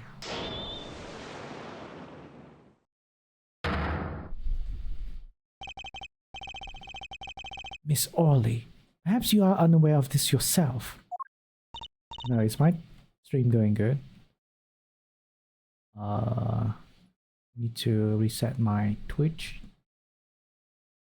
mobile chat at the moment because it's got delayed. Something disconnected. Right. Unaware of what? Whenever you get a certain part of your testimony, you touch the back of your neck with your left hand. My neck? So what? What indeed, Justice? I hadn't noticed anything of the sort. When she says that part of the testimony, she's subconsciously recalling something. Her body reacts to memory, and she touches her neck. I'm sure of it. A memory? Would someone care to explain what he's babbling about? This is highly unusual, but let's ask the defense. You claim the witness is remembering something. Maybe you have evidence of this memory to show us? Her habit is scratching her neck whenever she talks about the moment of the crime. So what would remind her most of the moment of the crime? Miss Orley, whenever you recall the crime that night, scratch your neck. Notice it happens when you think about the moment of the crime. There must be some reason behind this habit of yours. I believe the weapon that left an inerasable impression on your neck is this.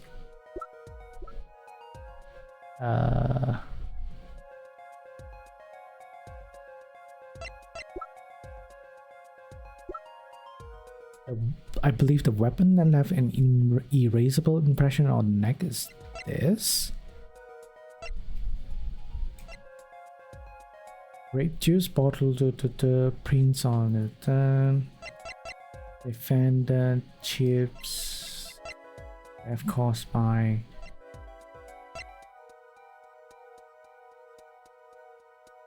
I feel like it might be the deadly bottle that we were like referring to. But, you know, I'm just gonna see if this is the right answer.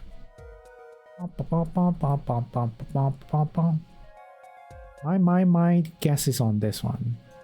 But what I would have like said is like, you're scratching your neck. Is it because you got strangled or something?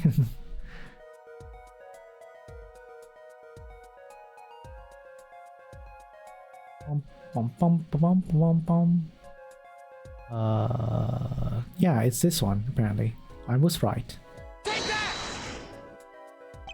Whenever she talks about the moment of crime, she touches her neck. What reminds us more of the moment than this bottle? Murder weapon. But something doesn't fit. If you were only the witness to the crime, why would that make you touch your neck like you're in pain? What's he talking about now? It was Mrs. Smith, the victim who was hit, not you.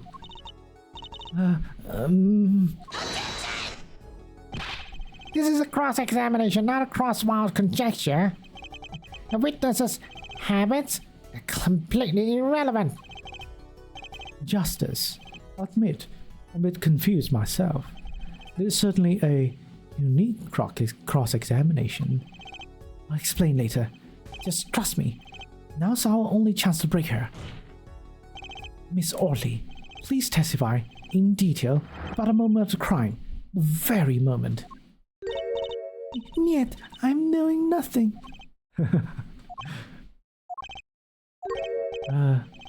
We know you're not Russian.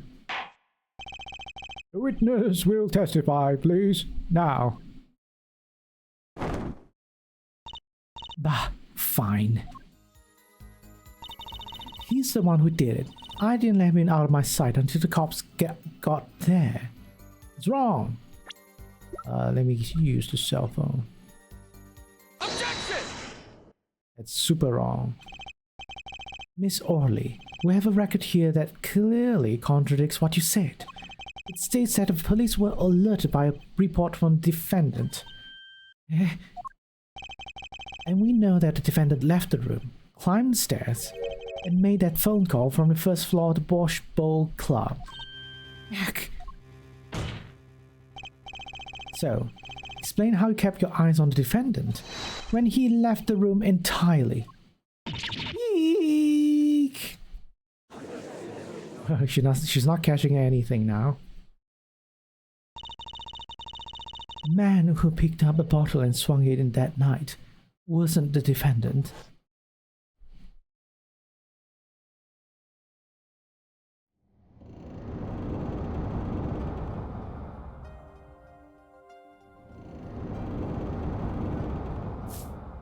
So dramatic.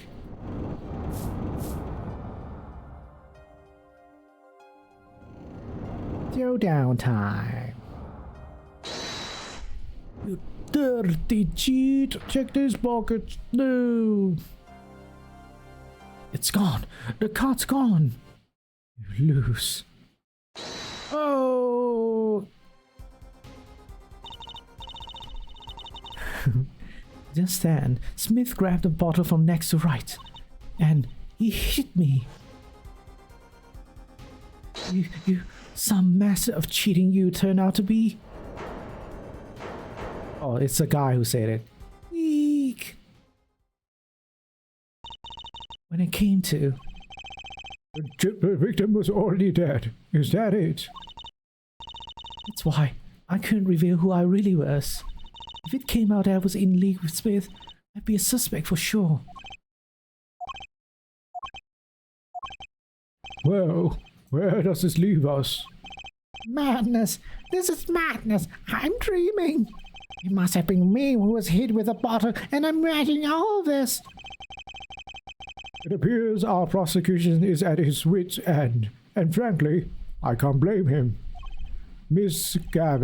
Gavin, what do you think about this turn of events?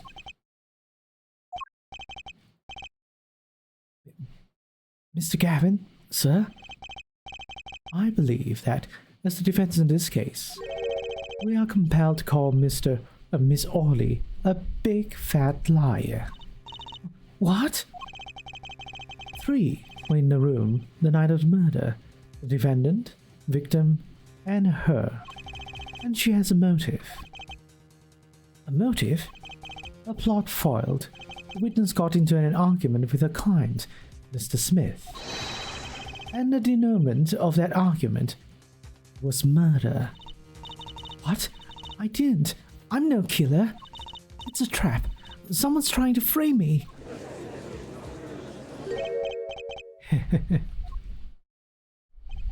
What tangled webs we weave when we practice to deceive.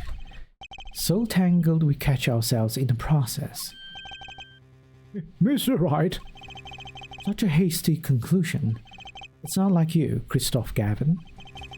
What are you saying? Why not consider the other possibility? That there was another person in the room at the time of the murder. Right, like Mr. Wright was saying before recess. A single card was swapped into the victim's hand after the murder. The one who swapped the card didn't know 2 colors of the cards were being used. A 4th person. Ha! This theory again. Your 4th person doesn't exist. Indeed. That's why I decided to bring this case to court. Here where there's no escape and no chance for deception.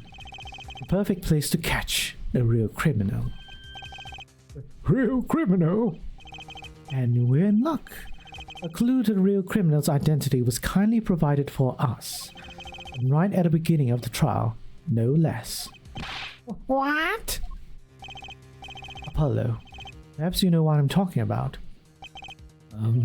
Sorry. Remember what I said. The 4th person who swapped the cards made one critical error. He or she wasn't considering the color of the backs of the cards. Right. But who could such an obvious mistake occur? How could such an obvious mistake occur? The cards used for the last game were red.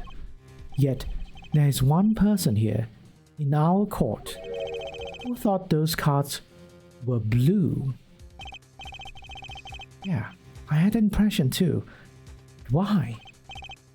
Well, Apollo, think you can figure out who it was? It's not me, I swear. Who is this fourth person? Why do I always get put up on the spot like that? Let's hear what the defense has to say. Who was it? Who thought the cards used in the final game were blue? It's Christoph! Dun dun dun. The plot twist. As I expected. Your eyes and ears are as sharp as your hair. I was right? Christoph Gavin, you were the fourth person that night. But of course Mr. Gavin knows the color of the cards. How would he? As you can see, the photo of the crime scene is black and white. You can't tell which of the cards are blue. One's on the floor or the table. But look! You can see the colors in this photo. Yes, when we said the cards were blue, it was well before this evidence came to light. It is true that the defendant was engaged in a game of poker with the victim, yet it was only that, a game, in the pure sense, a competition, Your Honor. Competition? Yes, a test of wits, a silent clash of passions. Only the cards, their backs wreathed in blue flame, know its final outcome. Bum bum bum. Actually, I don't know. That was the clue of him, like, being the one. Well, Christoph? Mr. Gavin? Mr. Gavin, is something the matter? No, nothing. Excuse me, it was just so sudden. Right. You aren't seriously accusing me, are you? Oh, Christoph? You know, even I'd never take a joke this far. This has gone beyond ridiculous, beyond dumb. This is insanity. A defendant accusing his own defense attorney of murder? I assure you, I'm quite sane. But what possible connection could Mr. Gavin have to be the victim? I wasn't aware that I had a connection to Mr. Smith either. Yes, but Mr. Gavin and the victim had never even met. Well, what if they have? Huh? There is a possibility. After all, they have met at that night, before the game started. What are you suggesting? Is this the truth Mr. Wright was staying silent about? Well, only one thing to do. Mr. Wright, the defense would like to request that you testify. The defense would like to request no such thing. Mr. Gavin? Testimonies must relate to the case. How could anything happen before the game of poker be related? It's not for you to decide, though.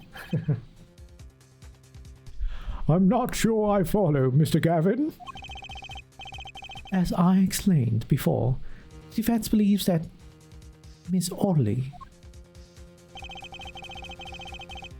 Am I to assume you speak for Mr. Justice in this? He is the defense, not you. Wait. Yeah. Yeah. I'm the defense, boy. I say what we do, how we go, what we do, what we say, and all that. Mr. Justice, the matter of Mr. Wright's testimony is up to you. Oh, okay. No. Does the court, in your opinion, need to hear Mr. Wright's testimony? I think if I choose this, I'll get a game over or something. So let's not do that. Hear the testimony. There have been like options where if you choose the wrong one, you just get straight up game over. This was Mr. Wright's strategy. He was planning this all along. And I intend to see it through. Fans would like to request that Mr. Wright testify to the court. And to Justice, you would betray me, your teacher. I'm sorry, Mr. Gavin. This is about loyalty. This is about the truth. You taught me that. Very well. The defendant, Mr. Wright will take the stand, please. Chunk. Appetite before murder. That evening, Christoph and I had a dinner. We sat at a table in this photograph. Jaddy Smith walked in 5 minutes after Christoph left. When the trap failed, Smith hit the waitress. The girl was knocked out cold. Smith was uncontrollable. I left to call the police. When he returned, he was dead, blood streaming from a cut on his forehead. It was when I made another phone call to defense attorney Gavin. Mr. Gavin, you were at the Bosch Bowl Club at the night of the murder. I dined with him rather frequently. And he talked to the defendant on the phone directly after murder. Quite against my will, I had become involved in a murder. I thought I might be in need of a lawyer. I called him. You were planning this all along, weren't you, Blight? Just because you wanted to drag me into your little murder trial? The only thing I want is the truth. As I did back then and now. I thought my office was doing you a favor when we took on your defense. It appears that I was wrong. Very well. The defense may cross-examine the witness. Justice. Sir, he's lying, and you're going to expose him. Understood, sir. Mr. Gavin versus Mr. Wright. This can't end well. Why can't I have a normal trial? Because you're not in a normal world. You're in Ace Attorney land, where nothing makes sense.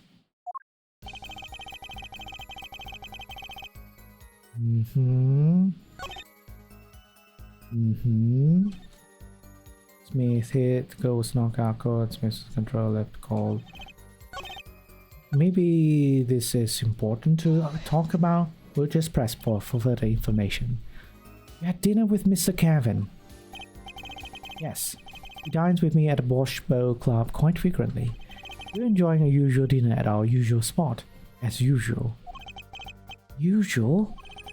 I also eat at the table closest to the piano. I see. Where Mr. Smith was sitting. So the plates and such on the table were from your dinner? Indeed. The remnants of my meal with Christoph. We dined for 2 hours, and Christoph left. After that...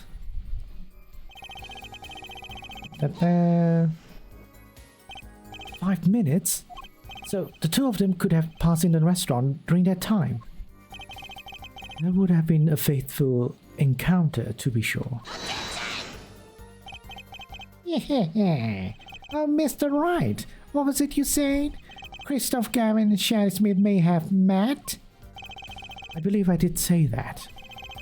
Yeah, I was all nervous about this meeting, and now we hear they just pass in the hall. It does seem a little weak as a pretense for murder. It would be, if that were all that really happened. Come on, Mr. Wright. What are you hiding this time?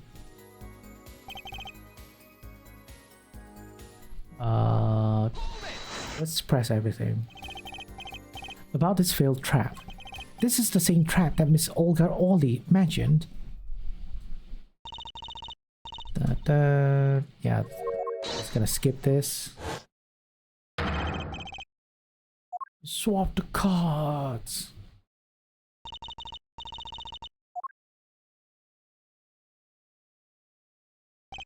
Yes, a harmless prank, in essence. Just by a quirk of fate that I happened to discover it. A quirk? I happened to put my hand in my pocket and found a card. The card you planted! Yes, I snuck a peek at it and found it was the 5 of hearts. I had a feeling something might happen, so I disposed of the card before the game. Disposed? Where? There was an empty bottle of grape juice I had been drinking right beside me. I threw the card inside the bottle. How did you throw it inside? I guess you had to like... Is it inside here? I don't see anything in here, in this one though. It's not this one. Not this bottle, at least. An empty bottle of grape juice. The murder weapon? Yes, I rolled it up and shoved it in. The colored glass makes it hard to see. A battle of wits between the deceiver and the would-be deceived. That sounds like terrific drama. A card inside a murder weapon? That's strange. The police missed it in their investigation. Maybe I'll take a look. Yeah, it's... Should I actually examine it?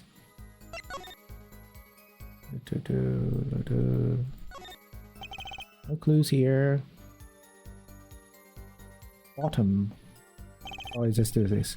The bottle is completely empty. It is. Mr. Wright, the poker head of courtroom number 3 approves of this battle of wits. Please revise your testimony with this new information. Yeah, so I'm gonna like present this, I guess. Objection! No, there's no error. I was correct. Mr. Wright, if I may. Yes. I've examined the bottle, and I don't see any card in here. No? What? Mr. Wright, surely. Isn't all you have to say for yourself... ... I can't say that I know what happened to the card. I did put it in that bottle, however. Huh? Perhaps a 5th person came and took it out. Oh, and a 6th person could have helped. Mr. Gavin, Mr. Wright is your client. My apologies, Your Honor. I won't have you disparaging our investigation either. We look inside that bottle. There was nothing. So what's going on? Is Mr. Wright hoodwinking us again? Did the card just disappear? In any case, please continue the cross-examination. I'm afraid decisive contradictions call for decisive evidence. Oh. Push him harder, Justice. Break him. It's just you and a witness in a ring. Go for the KO. I don't get a feeling we're not on our client's side anymore. So we need to do more... pressing, I guess, maybe? You made a call to the police from the 1st floor of the restaurant, correct? Exactly. Cell phones don't get a signal down in the hideout. Was anyone else on the 1st floor at that time? Not as so. It was the middle of the night, after all. So there, in the darkened restaurant, I called the cops. After making the call, I returned to the hideout. It didn't seem right to leave the injured waitress alone.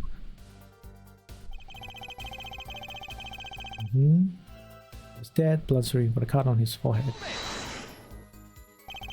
When you returned, the victim's already dead. Yes. I'll admit, I was a little startled when I walked in. Little? He's bleeding from his forehead, after all. I guess I'd be startled too if I walked in on a scene like that. I think this is the next contradiction. Because when we found the victim, he was still wearing his hat. Right? So this is the thing, right? Objection! Yeah, I'm right. No error occurred. Mr. Wright, if I may. Yes? Take a look at this photograph for the crime scene. See the victim here? He's wearing a hat. I wouldn't think you could see blood on his forehead. Good point. Justice. Next time you point out any inconsistency, put a little more oomph into it. Mr. Wright, can you explain this to the court? Ah, I forgot to mention something. I was the one who put that hat on his head. Eh? You? You put the hat on a dead man's head? He wore it through our entire poker game. After calling the police, when I returned to the scene, that was in full view, shining bright, just like in this photograph. And? I picked his head up off the floor and put it on his head. Why did you do a thing like that? All I can say is, I'm sorry, but that's the only thing I touched at the crime scene. So, Miss Orley didn't see it? It being the victim's, his head?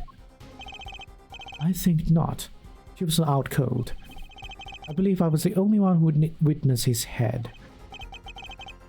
Ah, here we go again. Mr. Gavin? Pardon? It just seems that our client is determined to lie his way through this case. Hey, still our client, isn't he? I believe that's enough of that. Mr. Gavin? This witness's testimony is more like a travesty.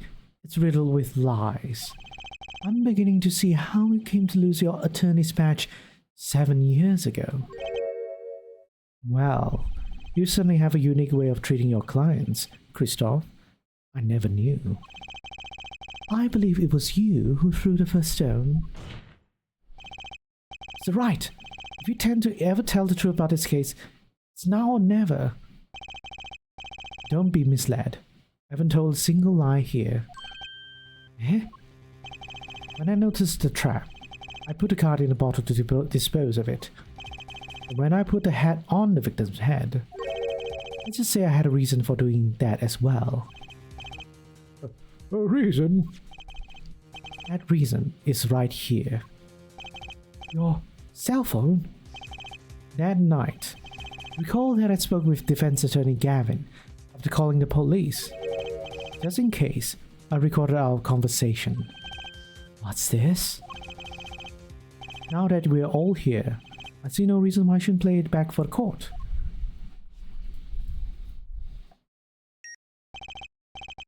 Christoph, I seem to be in a bit of trouble. What's this? Game not going well? Something like that. That gentleman who challenged you, he turned out to be good. He turned out to be dead. Someone hit him. Hard. You mean someone cracked that flawless bone china plate? It wasn't you, was it? Me? Please. The cops should be here any minute. I'm in your hands. Should it come to that. Bone china plate? A kind of porcelain, very smooth and shiny. And not plate, but pate. I believe he was referring to a certain gentleman's balding forehead. This court appreciates the defendant's discretion in not indicating my forehead. Okay. Wait a second. Something's not right about that phone call. So, after Mr. Gavin ate dinner with you, he left Botch Bowl Club? Most certainly. Then, and how did he know? When did he see this bone china plate? Oh, that's right. Yes. That was when I began to see my good friend in a different light. Troubled, I returned to the crime scene. When I spotted Mr. Smith's head again, I realized exactly what was wrong. Well, Mr. Gavin, the stage has been set. Perhaps you would like to explain this to the court. Exactly how did you come by your privileged knowledge of the victim's head?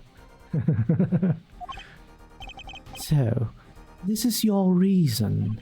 The reason why you put the victim's hat back on. Your point, Mr. Gavin? It's come down to this, has it, Phoenix Wright? Order! I will have order, Mr. Payne. Yes, Your Honor.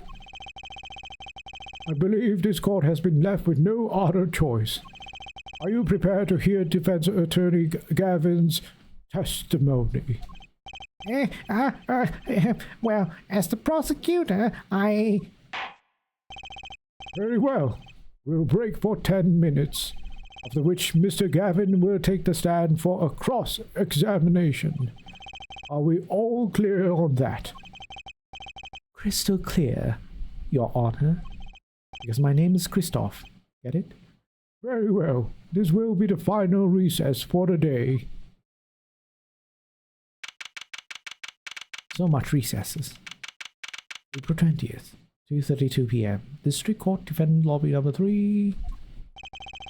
This might be like one of the longest first cases ever, like compared to so many other ones. Mr. Gavin and Mr. Wright are both in the judge's chamber. I thought today would turn out like this. Who is this? May I? Huh? What? Hello, sir. Please, pick a card. What's all this about? Is this one okay? Excellent. I have a message for you. The last hand is about to be played. You'll need a trump card to make it. A trump card? The card you have chosen is magical. Use it wisely, and the game is yours. That's all. An ace. Where do I remember the card from?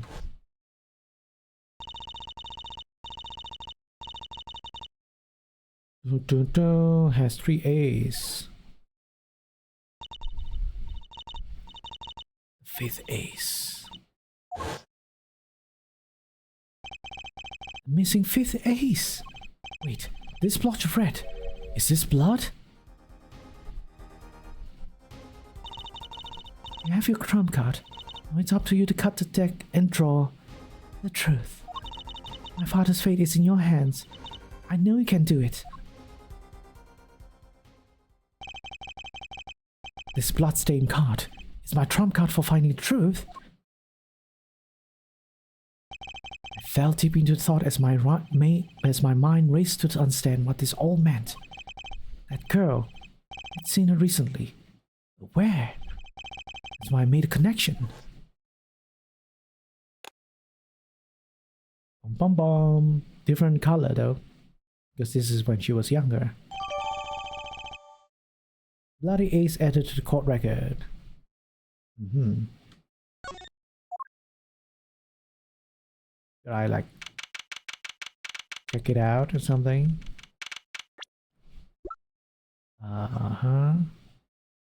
It's the red blood. Single drop of blood marks in the front of the card. Okay, that's it. Nothing to examine. Court will now reconvene. Defense Attorney Christoph Gavin, will you please take the stand? Now then, if you would, Mr. Payne. Yes, Your Honor. The witness state his name and occupation. Is this farce necessary, Your Honor? Believe me, far stranger things have gone on in this courtroom. Fine, I'll play along. First, there's one thing we need to have made clear. How did you know about the secret beneath the victim's hat? By secret, I'm guessing he means that fact that Mr. Smith was bald. We had a parrot in court before. We literally had an exorcism just last game, Naomi. We performed an exorcism in court. So that's probably, you know, way more stranger. Forgive me my curiosity, but what is it about this fellow's head? Your Honor seems to have an inordinate interest in it. Objection!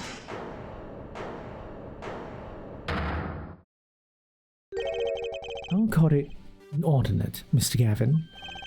Mr. Wright! What do you think you're doing, Wright? Wow, things sure look different from the other side. You know what I mean, Apollo? Speaking of looking from the other side, let's consider something for a second.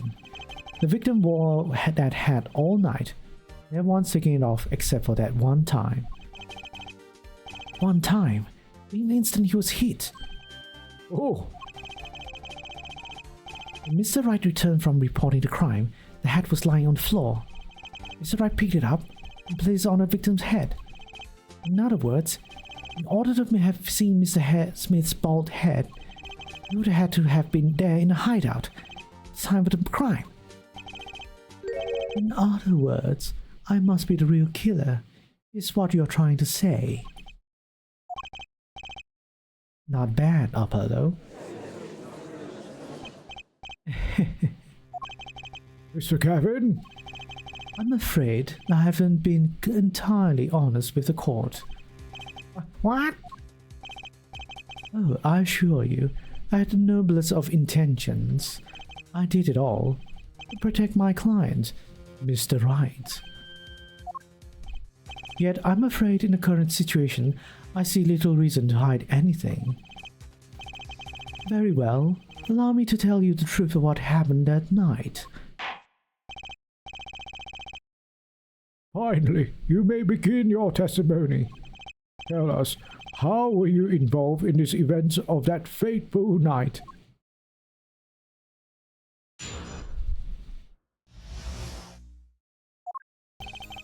Rage. Wait, sorry. Rage I sensed in that man that night troubled me.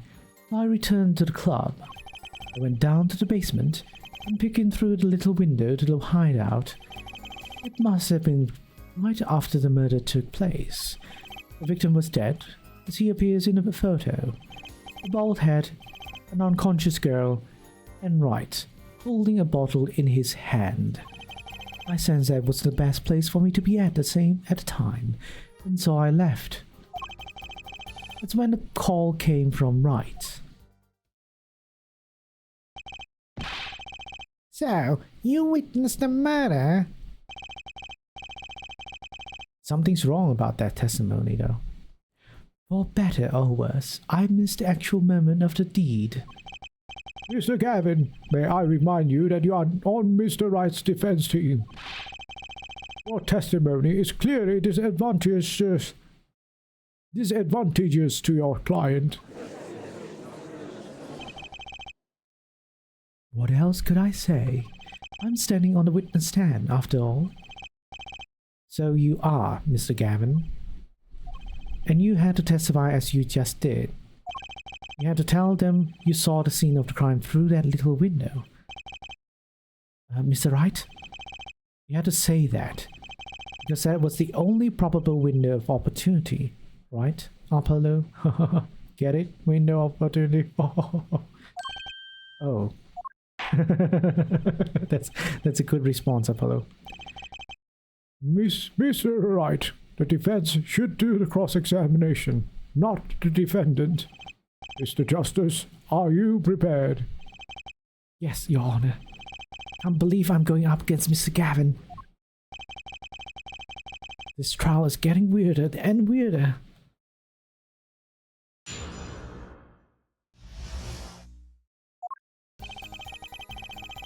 Bum, bum, bum. I don't think the first statement is relevant. Went down the basement, peeking through the window. Yeah, I'll do this. The little window. You mean the one used to keep watch up the stairs? Yes, a relic of the ancient past. The black marketeers use it, I believe.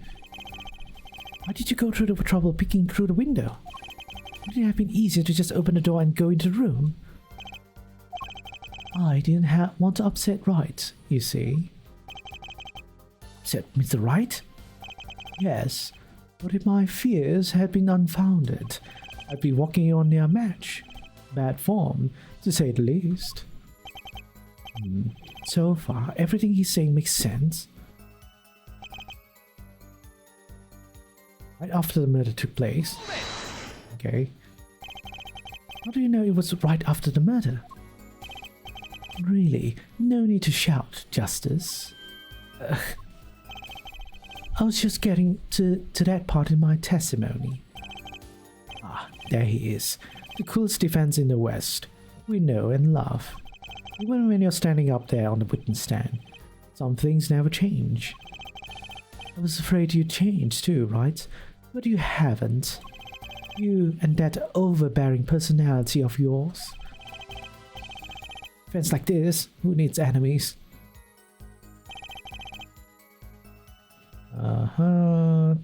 It's bad. bald head, conscious girl, and holding a bottle in his hand. Hold it! Those were the only three at the scene of the crime? Yes, as far as I saw, at least. We're back at where we started. The killer was the defendant, Phoenix Wright. Who else could have been? But why didn't you talk to the police? 2 reasons. First, I didn't actually witness the very moment of the crime. Second, my office was asked to defend Wright. Even after seeing what I had seen, I couldn't ban my friend. Actually, that's not how it works. I mean, yeah, like, there's like the thing with, you know, client privilege, like lawyer client privacy, all that stuff, where if you whatever say between your client, it should be kept private and won't be used as evidence and all that. But there are exceptions, and criminal actions, committing crime and all that stuff, witnessing to a crime is something that you can't keep a secret. You know, you can't help a criminal hide evidence and all that stuff. There must have been someone else there at the moment of crime. Justice, I just said I saw no one, not a soul. But it goes against what Mr. Wright said. Ah, yes, this mysterious fourth person would conveniently be the real killer, I suppose. Glad to see we agree, Mr. Gavin. Let me pose a question then. Tell me, what possible reason did the real killer have to swap the cards in the victim's hand? Perhaps you can show us a reason why such a thing would be necessary. How can I show something I can't find myself? Remember, Apollo, the card that was swapped out was the 5th ace. 5th ace, right. Well, Mr. Justice, the question of why the killer would swap out a card has been raised. Can you point out the reason? I guess this is the time. It's now or never. Defense would like to present evidence to the court. Evidence showing the reason why a card was swapped out. Go ahead and point out your reason, Mr. Justice. Why did the killer take the 5th ace?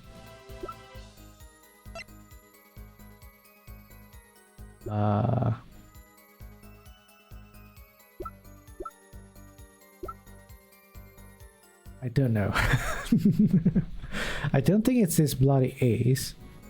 Oh wait. Oh yeah. It is this bloody ace. It is this bloody ace. Right? Yeah. My reason is this. Oh no, excuse me. Sorry. My nose suddenly was like super itchy. Is that an ace? Why? Why, it's got blood on it! Right next to the spade. What? This is insane! Why wasn't I told about this? Why? Could this be? Could this be the missing 5th ace? Inconceivable. How could you? What are you doing with that card? Well, that's the thing. Why is Mr. Gavin so upset? It's just a fishy card from some fishy girl. Oh, that card? It's mine. That is, I picked it up at a Bosch Bowl Club that night after the murder had occurred. I gave it to my daughter. Cards are her stock and trade, after all. Objection! No, impossible. Unacceptable. The court can't accept this evidence. It's a fraud. A fraud? How can you be so sure? What? I would think the only person who could claim it was a fraud would be the person who took the real card from the crime scene. The real killer. Allow me to elaborate. What if this trace of blood was the reason? The reason for For the killer to take the card from the scene of the crime. Where are you going with this? Take another look at the photo, at the victim's head. At the moment of the crime, his head fell to the floor, and a trickle of blood ran from his forehead down to the back of his head. Couldn't a drop of that blood have fallen on one of the cards? I suppose. The killer then took the card to hide the blood. Regardless, that evidence is not permissible. Oh? Right. Regardless of how you wasted the last 7 years, you used to be a lawyer. You know what a serious crime it is to conceal evidence. Oh, we can discuss the finer points of our legal system later. What's important now is that I've answered your question. What are you talking about? You wanted to know why the killer would have taken a card from the crime scene. And now, I've told you that one drop of blood would have been decisive evidence, you see. Objection! This is baseless conjecture. Baseless! Objection!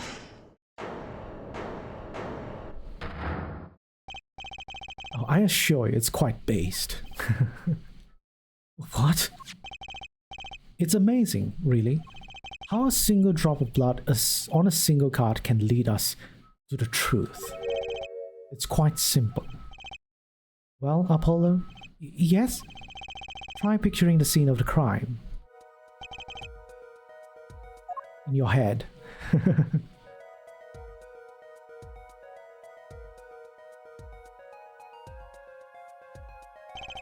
The murder took place in a hideout. The body of the luckless victim was found at a poker table. Also, hey, 3D. Before the killer swapped a card out, there was a single card with a single drop of blood on it, the victim's hand. Given this, there's one decisive problem with the scene. Well, what is it? Let's keep it simple, shall we? Given that there was a drop of blood on a card, which position is this diagram in this diagram that doesn't fit? The victims, the killers, the witnesses, the second witnesses. Whose position doesn't fit the bloody card? The victim? Yeah, I guess it would be the victim. Right? Because there's something blocking over here, then this is supposed to be the witness.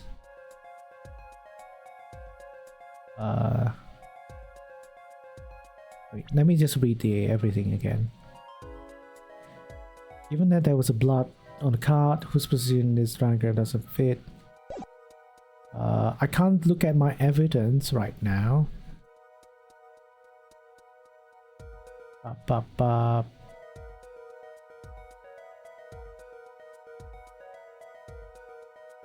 I feel like it's neither of these three. It's the problem with the number 2 here, because if this is here, I don't know. Could they actually tell from this? Wait, oh wait, if yeah, maybe it's a victim. If the victim was here, you could tell. No. Victim is here. Victim is here. That's for sure.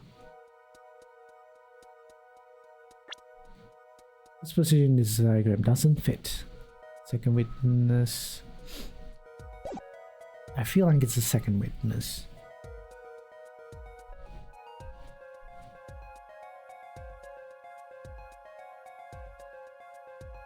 But if we were talking about the blood, the only relevance is that the blood, if the victim is here and the card is below the victim's head, would drop here. We will see this. Okay. Would he?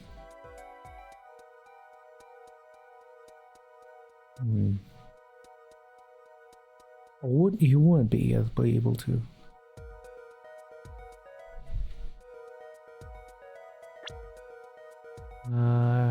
There was a single card with a drop of blood in it. Before the killer swapped a card, the body of the luckless victim was found at poker table.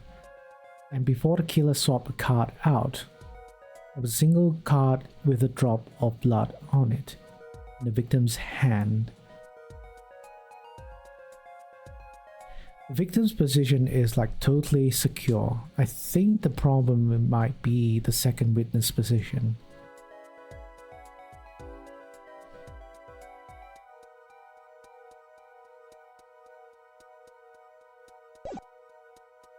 Well, that's my conclusion anyways, but I don't really have any like definite thing to say why.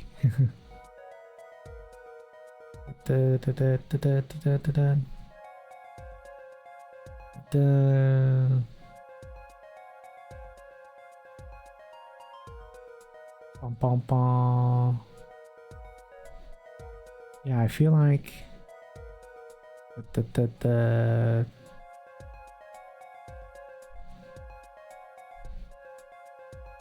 oh wait, something's wrong.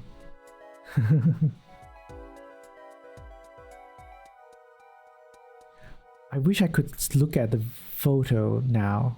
It's kind of annoying that you can't look at the photo, so that you know can like say what's wrong. I'm not really. I don't really have a good short-term memory. Okay.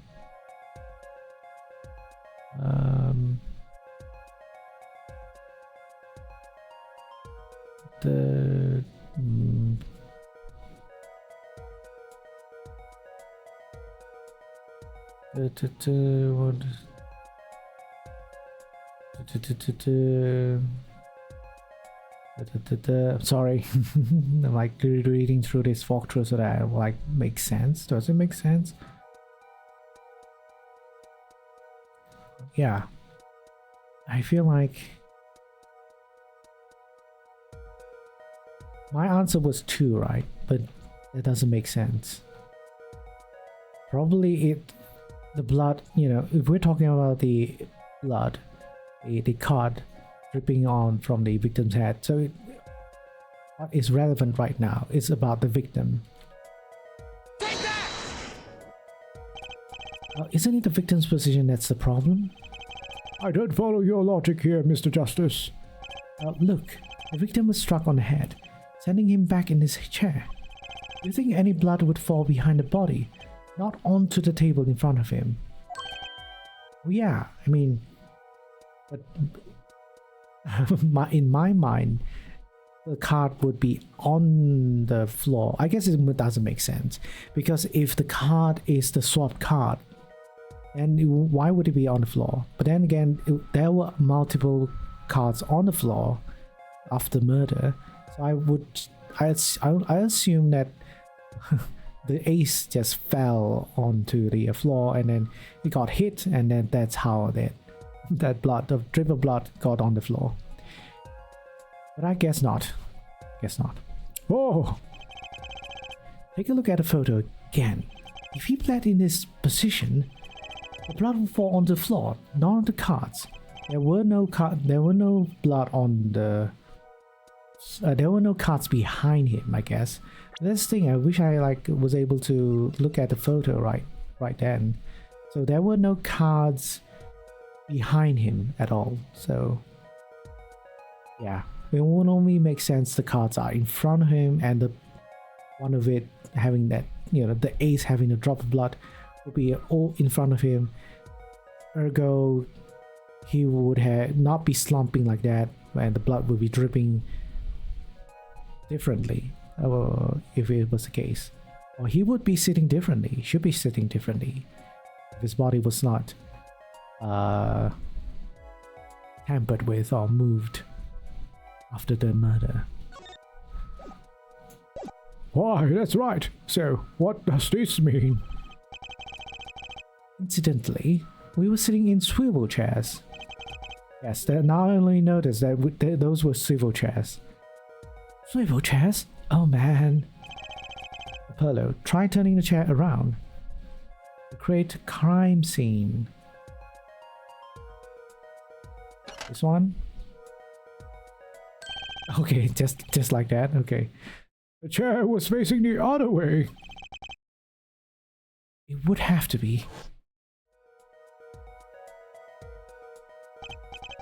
So, we have to assume that at the time of the murder, the victim's chair was facing away from the table. And he got smacked from behind, I guess. When Mr. Wright returned from informing the police, which way was the chair facing? When I came back to the room, the body was facing as seen in this photo. That would mean the killer turned the chair back around. Let's take the next step. Look at the diagram once more. We now know the victim was facing away from the table at the time of the murder. But this creates another significant contradiction. Again? Let's test your reasoning skills again, shall we? Apollo, whose location on this diagram contradicts our new understanding of the crime? The victims, the killers, the witness, the second witnesses? Facing away.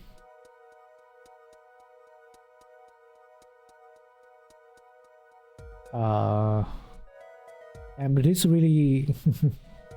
Would it be the witness? No, witness has nothing to do with this. The killer has nothing to do with this. The only person that might be contradicting is the second witness, right? Because he was the one who said he's like... the victim is facing... facing differently, right? Facing... let me check.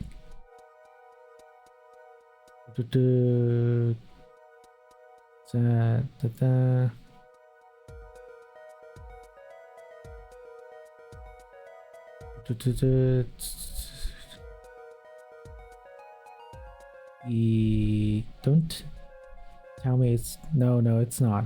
Apparently it's K. Why K though? Killer.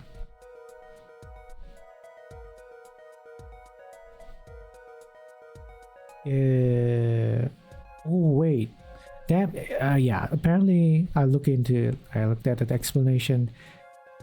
On the autopsy report, it says he was hit in front of his head. So if he was hit in front of the head, it wouldn't make sense, like the killer being here, right? The killer should be here, like bonking his head. The killer's here, so I guess that would make a contradiction. Yeah, this is a bit, I would say, a bad game design, because I feel like I would be able to figure it out if I can just look at this again. Like it literally says death caused by a single blow to forehead, so front. He was hit in front. The victim was struck from the front, correct? Indeed. Well, wouldn't it be hard for the killer to hit from the front?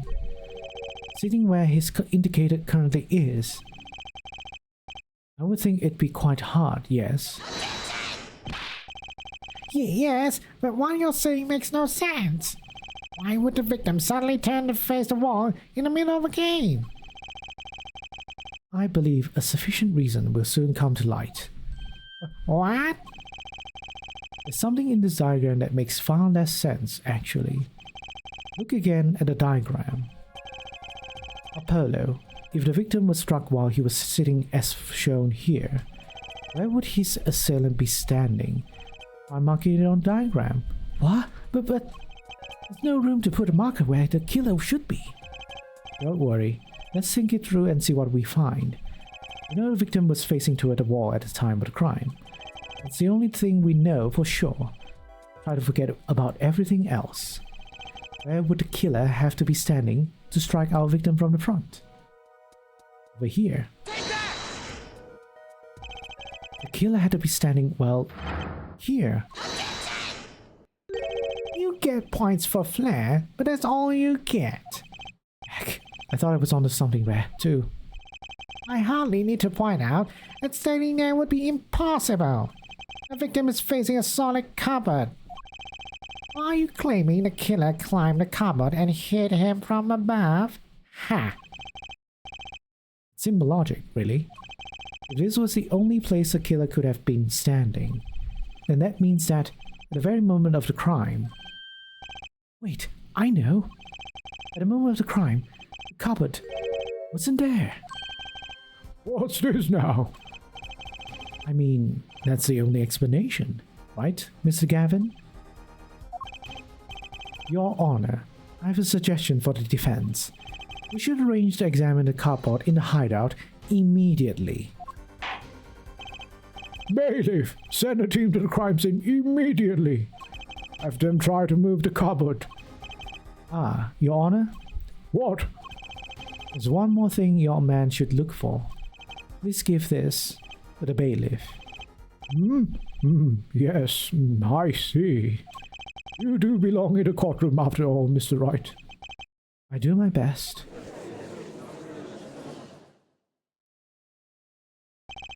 Let's forge ahead here while we wait.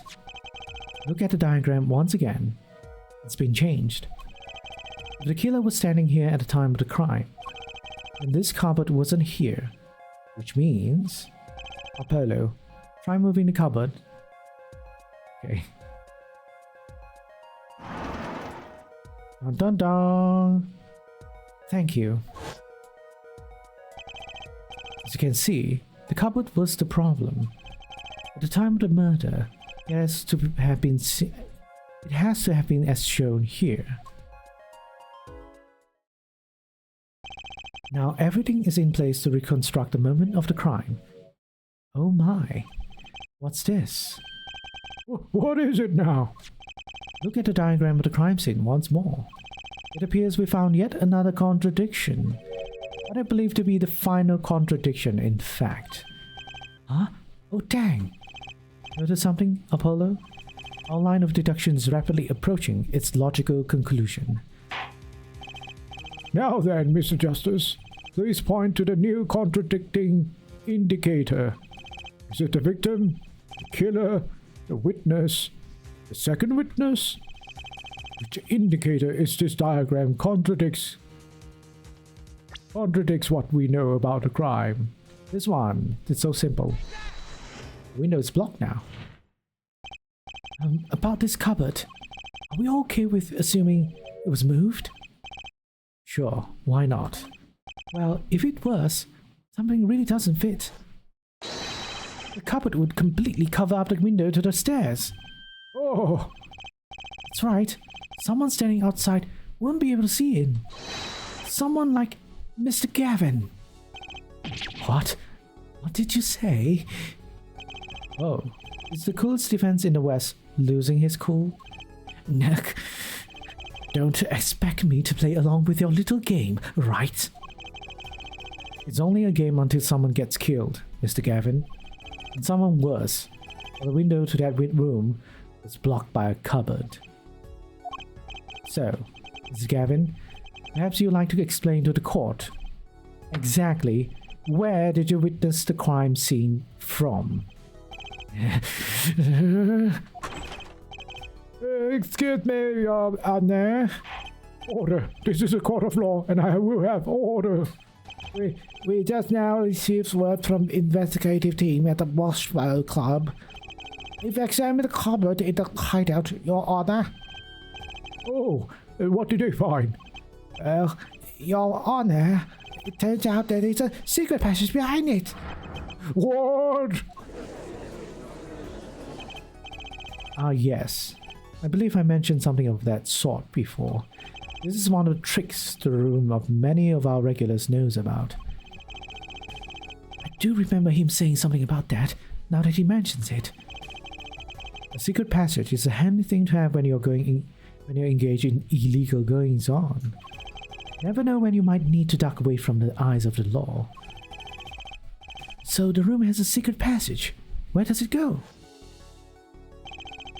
The other side connects to the above restaurant.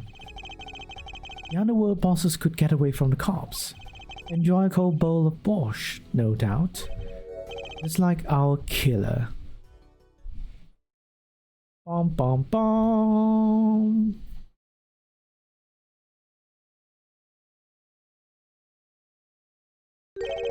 You see where our line of simple deductive reasoning has led us, Apollo? I see it. I don't believe it. The girl wasn't kidding when she said I needed this trump card. The last hand. The time of the murder, the window was blocked, and the victim's hat was only off his head for the few minutes between Mr. Smith's murder. Mr. Wright's return from calling the cops. Hello, Nemo. In other words, the only place anyone could have seen the victim's bald head was from inside the hideout. Oh, Mr. Gavin? Come on, say something. Dare I ask what really happened that night? Hello and goodbye. Okay, goodbye. Actually, I think we can probably figure it out ourselves at this point. That night, for whatever reason, our killer had a date with Mrs. Smith. A date with Destiny. There he crouched, hidden in a secret passageway behind a cupboard. Sorry, just passing by. No problem. I know around this time you're like exercising or something, like in a gym or going to the gym at least. But yeah, thank you for dropping by. No problemo. Holding his breath, waiting for just the right moment. The chance came, and he took it.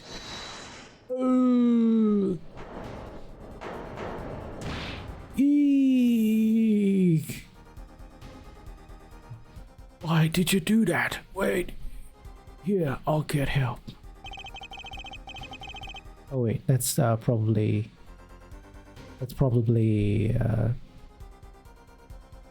Christoph, sorry. Miss Olga Orly was out cold, struck by Mrs. Smith. But his time was soon to come. Mr. Wright went upstairs to call the cops, leaving Mr. Shady Smith alone in the hideout with the unconscious dealer. And our killer stepped out from the secret passage and into the hideout. The victim must have heard the cupboard sliding aside. He wheeled his chair around to look, and after the deed was done, the criminal must have seen the blood on the card.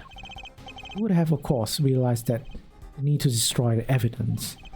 That single spot of blood told the whole story of the crime. Too bad for him, he didn't linger any longer in the hideout that night.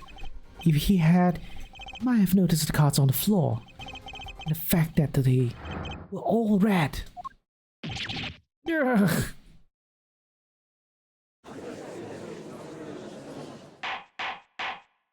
So he noticed the card with the blood and decided to change it with something that makes sense, not necessary to incriminate Phoenix Wright. So that is all there it was in terms of like swapping the cards for Christoph, not trying to put the blame on Phoenix Wright, because there doesn't seem to be a reason to do that, because he was about to like get Phoenix Wright off the hook with the accusation of murder. I guess he was in a particular, he didn't know Phoenix Wright was onto him, was onto Christoph. Well, it seems this trial has taken yet another turn. I'm truly sorry I had to see this day come, Mr. Gavin. Mr. Gavin? Mr. Payne. Yeah? Yes, Your Honor? The prosecution will continue its investigation. As for Mr. Phoenix Wright, the defendant is hereby cleared of all suspicion. Quack! Believe me when I say that I don't believe this is happening, Mr. Gavin. But I'm afraid circumstances call for me to issue a warrant for your arrest immediately.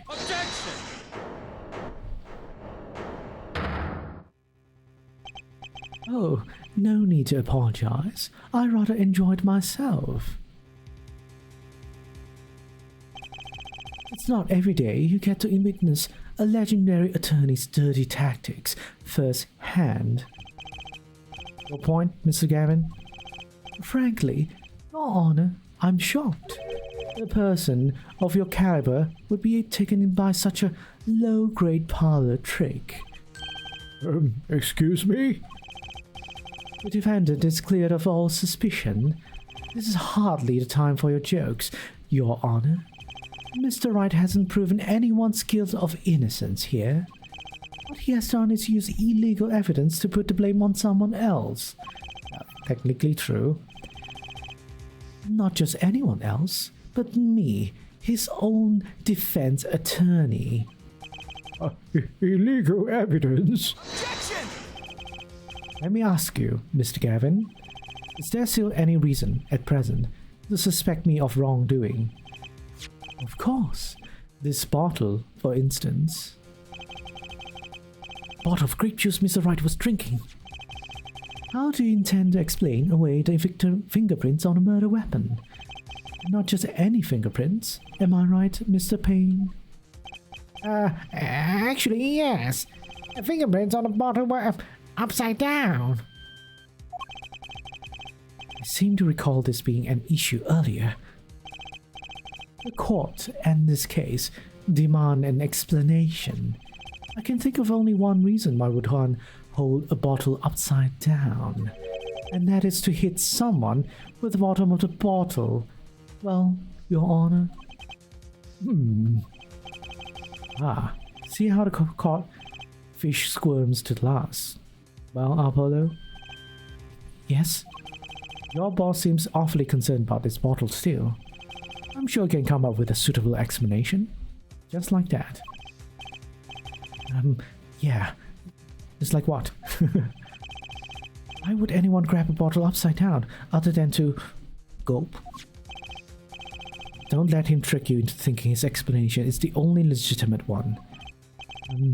Is there really another? Take another look at the court record. I believe you'll find a simple answer there, in plain sight. But how about you just say that answer in plain words? Don't beat around the bushes. It's not like you, Phoenix Wright. This is Phoenix Wright after 7 years, so he can be a little jaded, I guess. It would be hasty to leave a verdict with unanswered questions indeed. Well, Mr. Justice? Gavin said that the court in this case demand an explanation. Don't worry. Justice won't leave until justice is done. Perhaps the defense would care to enlighten the court. What evidence do you have to explain why the fingerprints on the bottle are upside down? This. It's simple. It's actually easier to show you than explain, Your Honor. Place that bottle on the floor, next to your chair. Excuse me, on the floor? Yes, now, reach down and pick it up, without getting off your chair. See? You naturally go to pick up the bottle by its neck, with your fingers upside down. Look at this photograph taken on the night of the murder. The defendant, Mr. Wright, sat here, playing piano. Bottles of grape juice on the floor to the side of his piano bench. He would naturally have picked up the bottles upside down several times. Wow, I can't believe it was that simple. Recall our dinner that evening, Christoph. Recall that our dinner together, Christoph. I was drinking my usual juice then, too. Basically, you used the bottle on the table to do the deed. Then you must have remembered. So you went and picked one of the bottles from under the piano. You switched the bottles. You took one of Mr. Wright's bottles and made it look like the murder weapon. Order! Order! Order! What do you have to say to these charges, Mr. Gavin? Fascinating. So this is the legendary attorney's famed tactic of misdirection. What? You claim that I switched the bottle. Where is your proof? Your proof? Well, that's as I thought, more baseless conjecture. Stounix, welcome, welcome. How's it going? Going good. We're playing Apple Justice. This is like the 6 Sunny game I'm streaming, also putting it up in a VOD later. I'm afraid your bottle of proof is quite empty. Objection!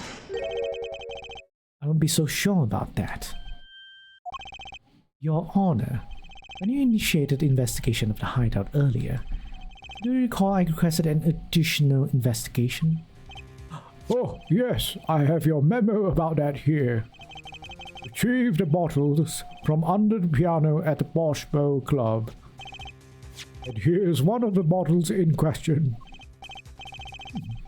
What? Are you going to dust that for fingerprints too? I would be surprised if any were on that but his. Mr. Gavin probably wouldn't make such a novice mistake, true. The bottle won't bear trace of anything. Have you played the age with investigations yet? Nope, not yet. Probably not anytime after, only after I finish the trilogy, probably. Because it's quite expensive. House Edgeworth is more expensive than the Apollo Justice trilogy. Say, Apollo. Yes? Why don't you go ahead and examine that bottle? But why? Just humor me. It's the right. That bottle will solve this case once and for all. What? Some bottle? Dun dun dun! Something inside a bottle. Yeah, if you have to put it inside a card, you have to like crumple it up. It's a 5th of hearts. 5 of hearts. What's this?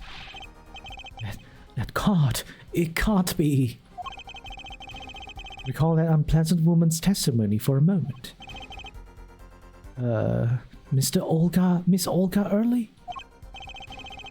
Yes, our little swindling Devochka. Okay. And then... yeah, you put the card in there, so that makes sense. Wait, this isn't...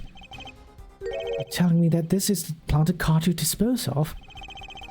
What you mentioned in the piece of testimony. I happened to put my hand in the pocket and found a card. Yes, I snuck it. Yes. I only have to finish my one so far. I see. How's it for you? Do you like the game? I have a feeling something might happen, so I disputed. Yeah, this is all. Well, we heard about this. So this is the indication that this is the true bottle. It is the true murder weapon. 5 of hearts. This is the card. Wait, sorry. The 5 of hearts. This is the card. Bottles were swapped. The only one who could have done that was the 4th person in the club that night. You, Mr. Christoph Gavin. Oh, he's gonna blow.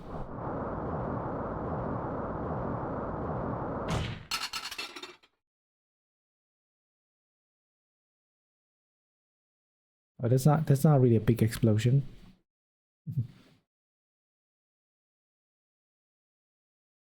He just powered up and levitated items around him. That is all.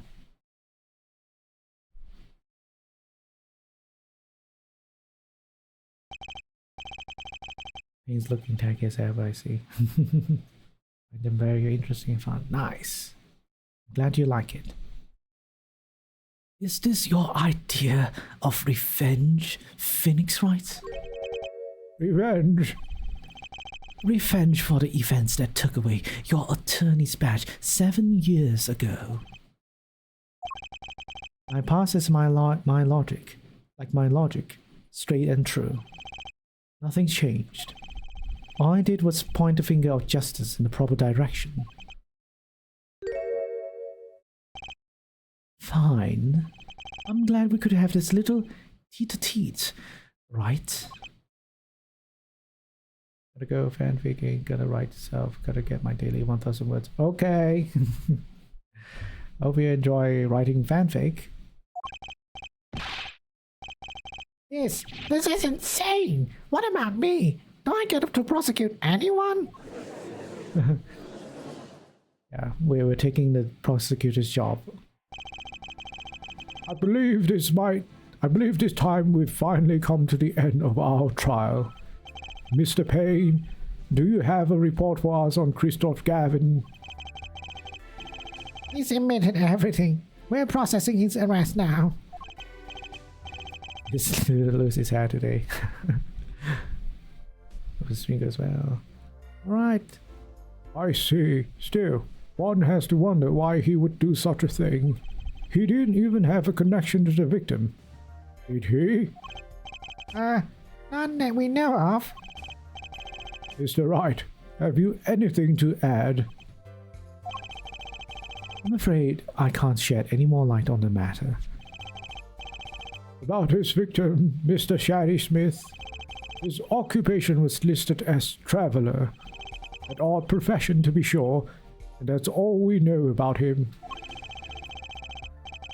I'll arrange a follow-up investigation, Your Honor. Good. Mr. Wright, Yes? 7 years, and you still haven't lost your touch. And you're still alive, Judge. Christoph Gavin was a man with much significance for me, both as a friend and lawyer. He was extremely talented, to be sure. I needed two things before I could confront him. The first was a place where no injustice would be tolerated. His courtroom. The second was a man who would tolerate no injustice. In other words, a defense attorney. You, Apollo. Me? This is a dark time for our legal system.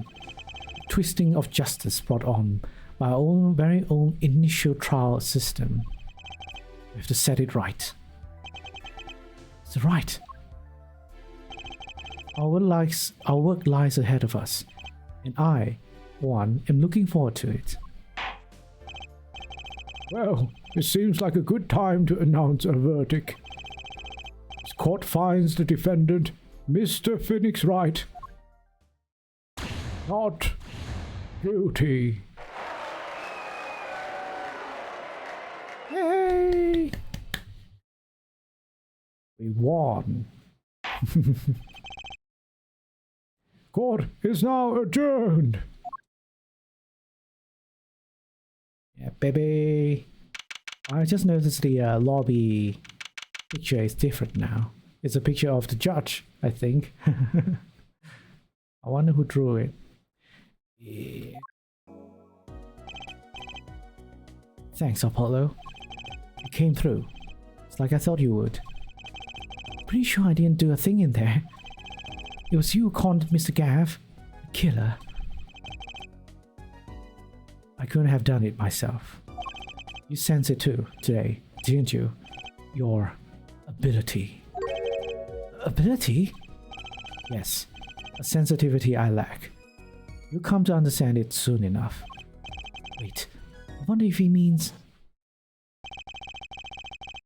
Yeah, it's... I can sense someone is lying. By looking at their body. What was that, Mr. Wright? You have to find the answer to that question yourself. An answer? Right. Today was full of questions without answers. Most of them about Mr. Gavin. What possible reason could he have had to commit murder? Perhaps you'll learn that in the days to come. Huh? Wait, you don't know? Do you? This locket is the key. Huh? Oh, that reminds me. I met a girl whose picture is in your locket.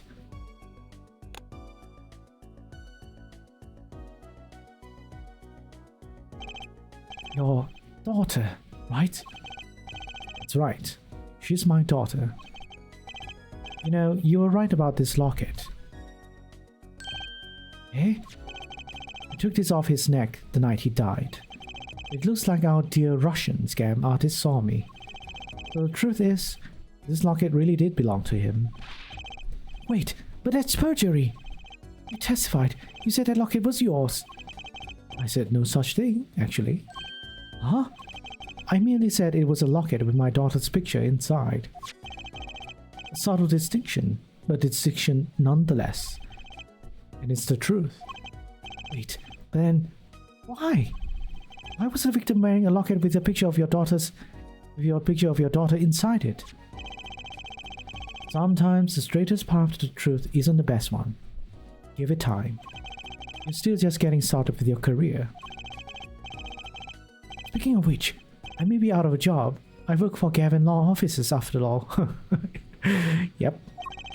It's gonna get closed down like automatically. If a lawyer gets criminally charged, and like proven guilty and stuff, they can't hold the office. They can't practice anymore.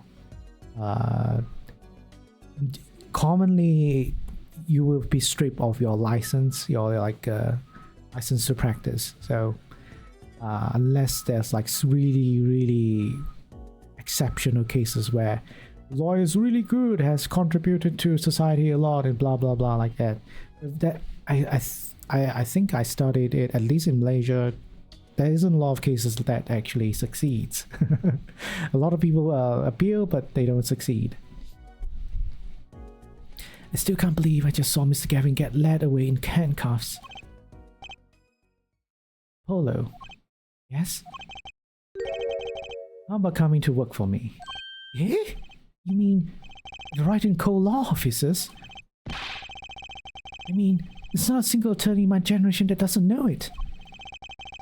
I can't imagine that to be true, but... Wait, but you didn't you? You're not a... I turned in my badge, yes.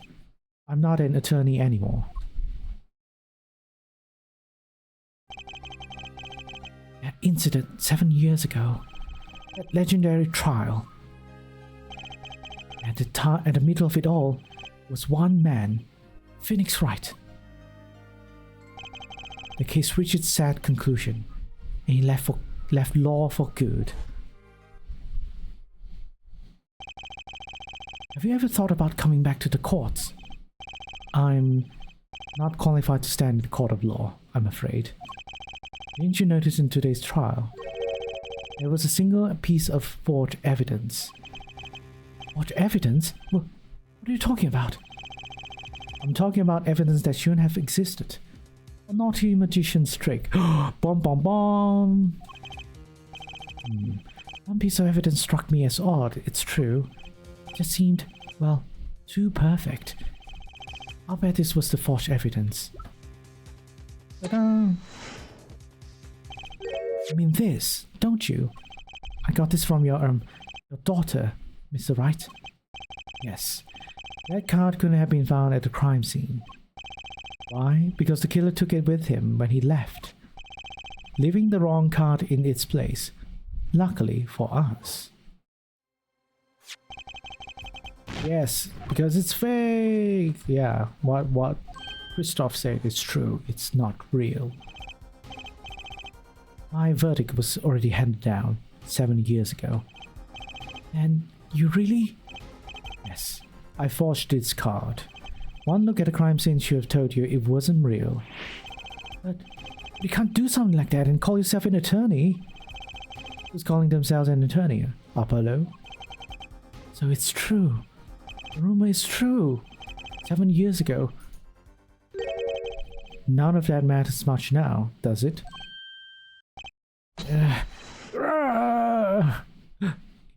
I hit Phoenix, I think. I punched him. It's your story from here on out, Apollo. Perhaps I can help you turn the next page. My office's address. Drop in if you like. Mr. Wright. Oh, about your uppercut. Try yelling. Take that next time. I find it packs a little more punch. And now Polo. Thanks for today. I had a good time.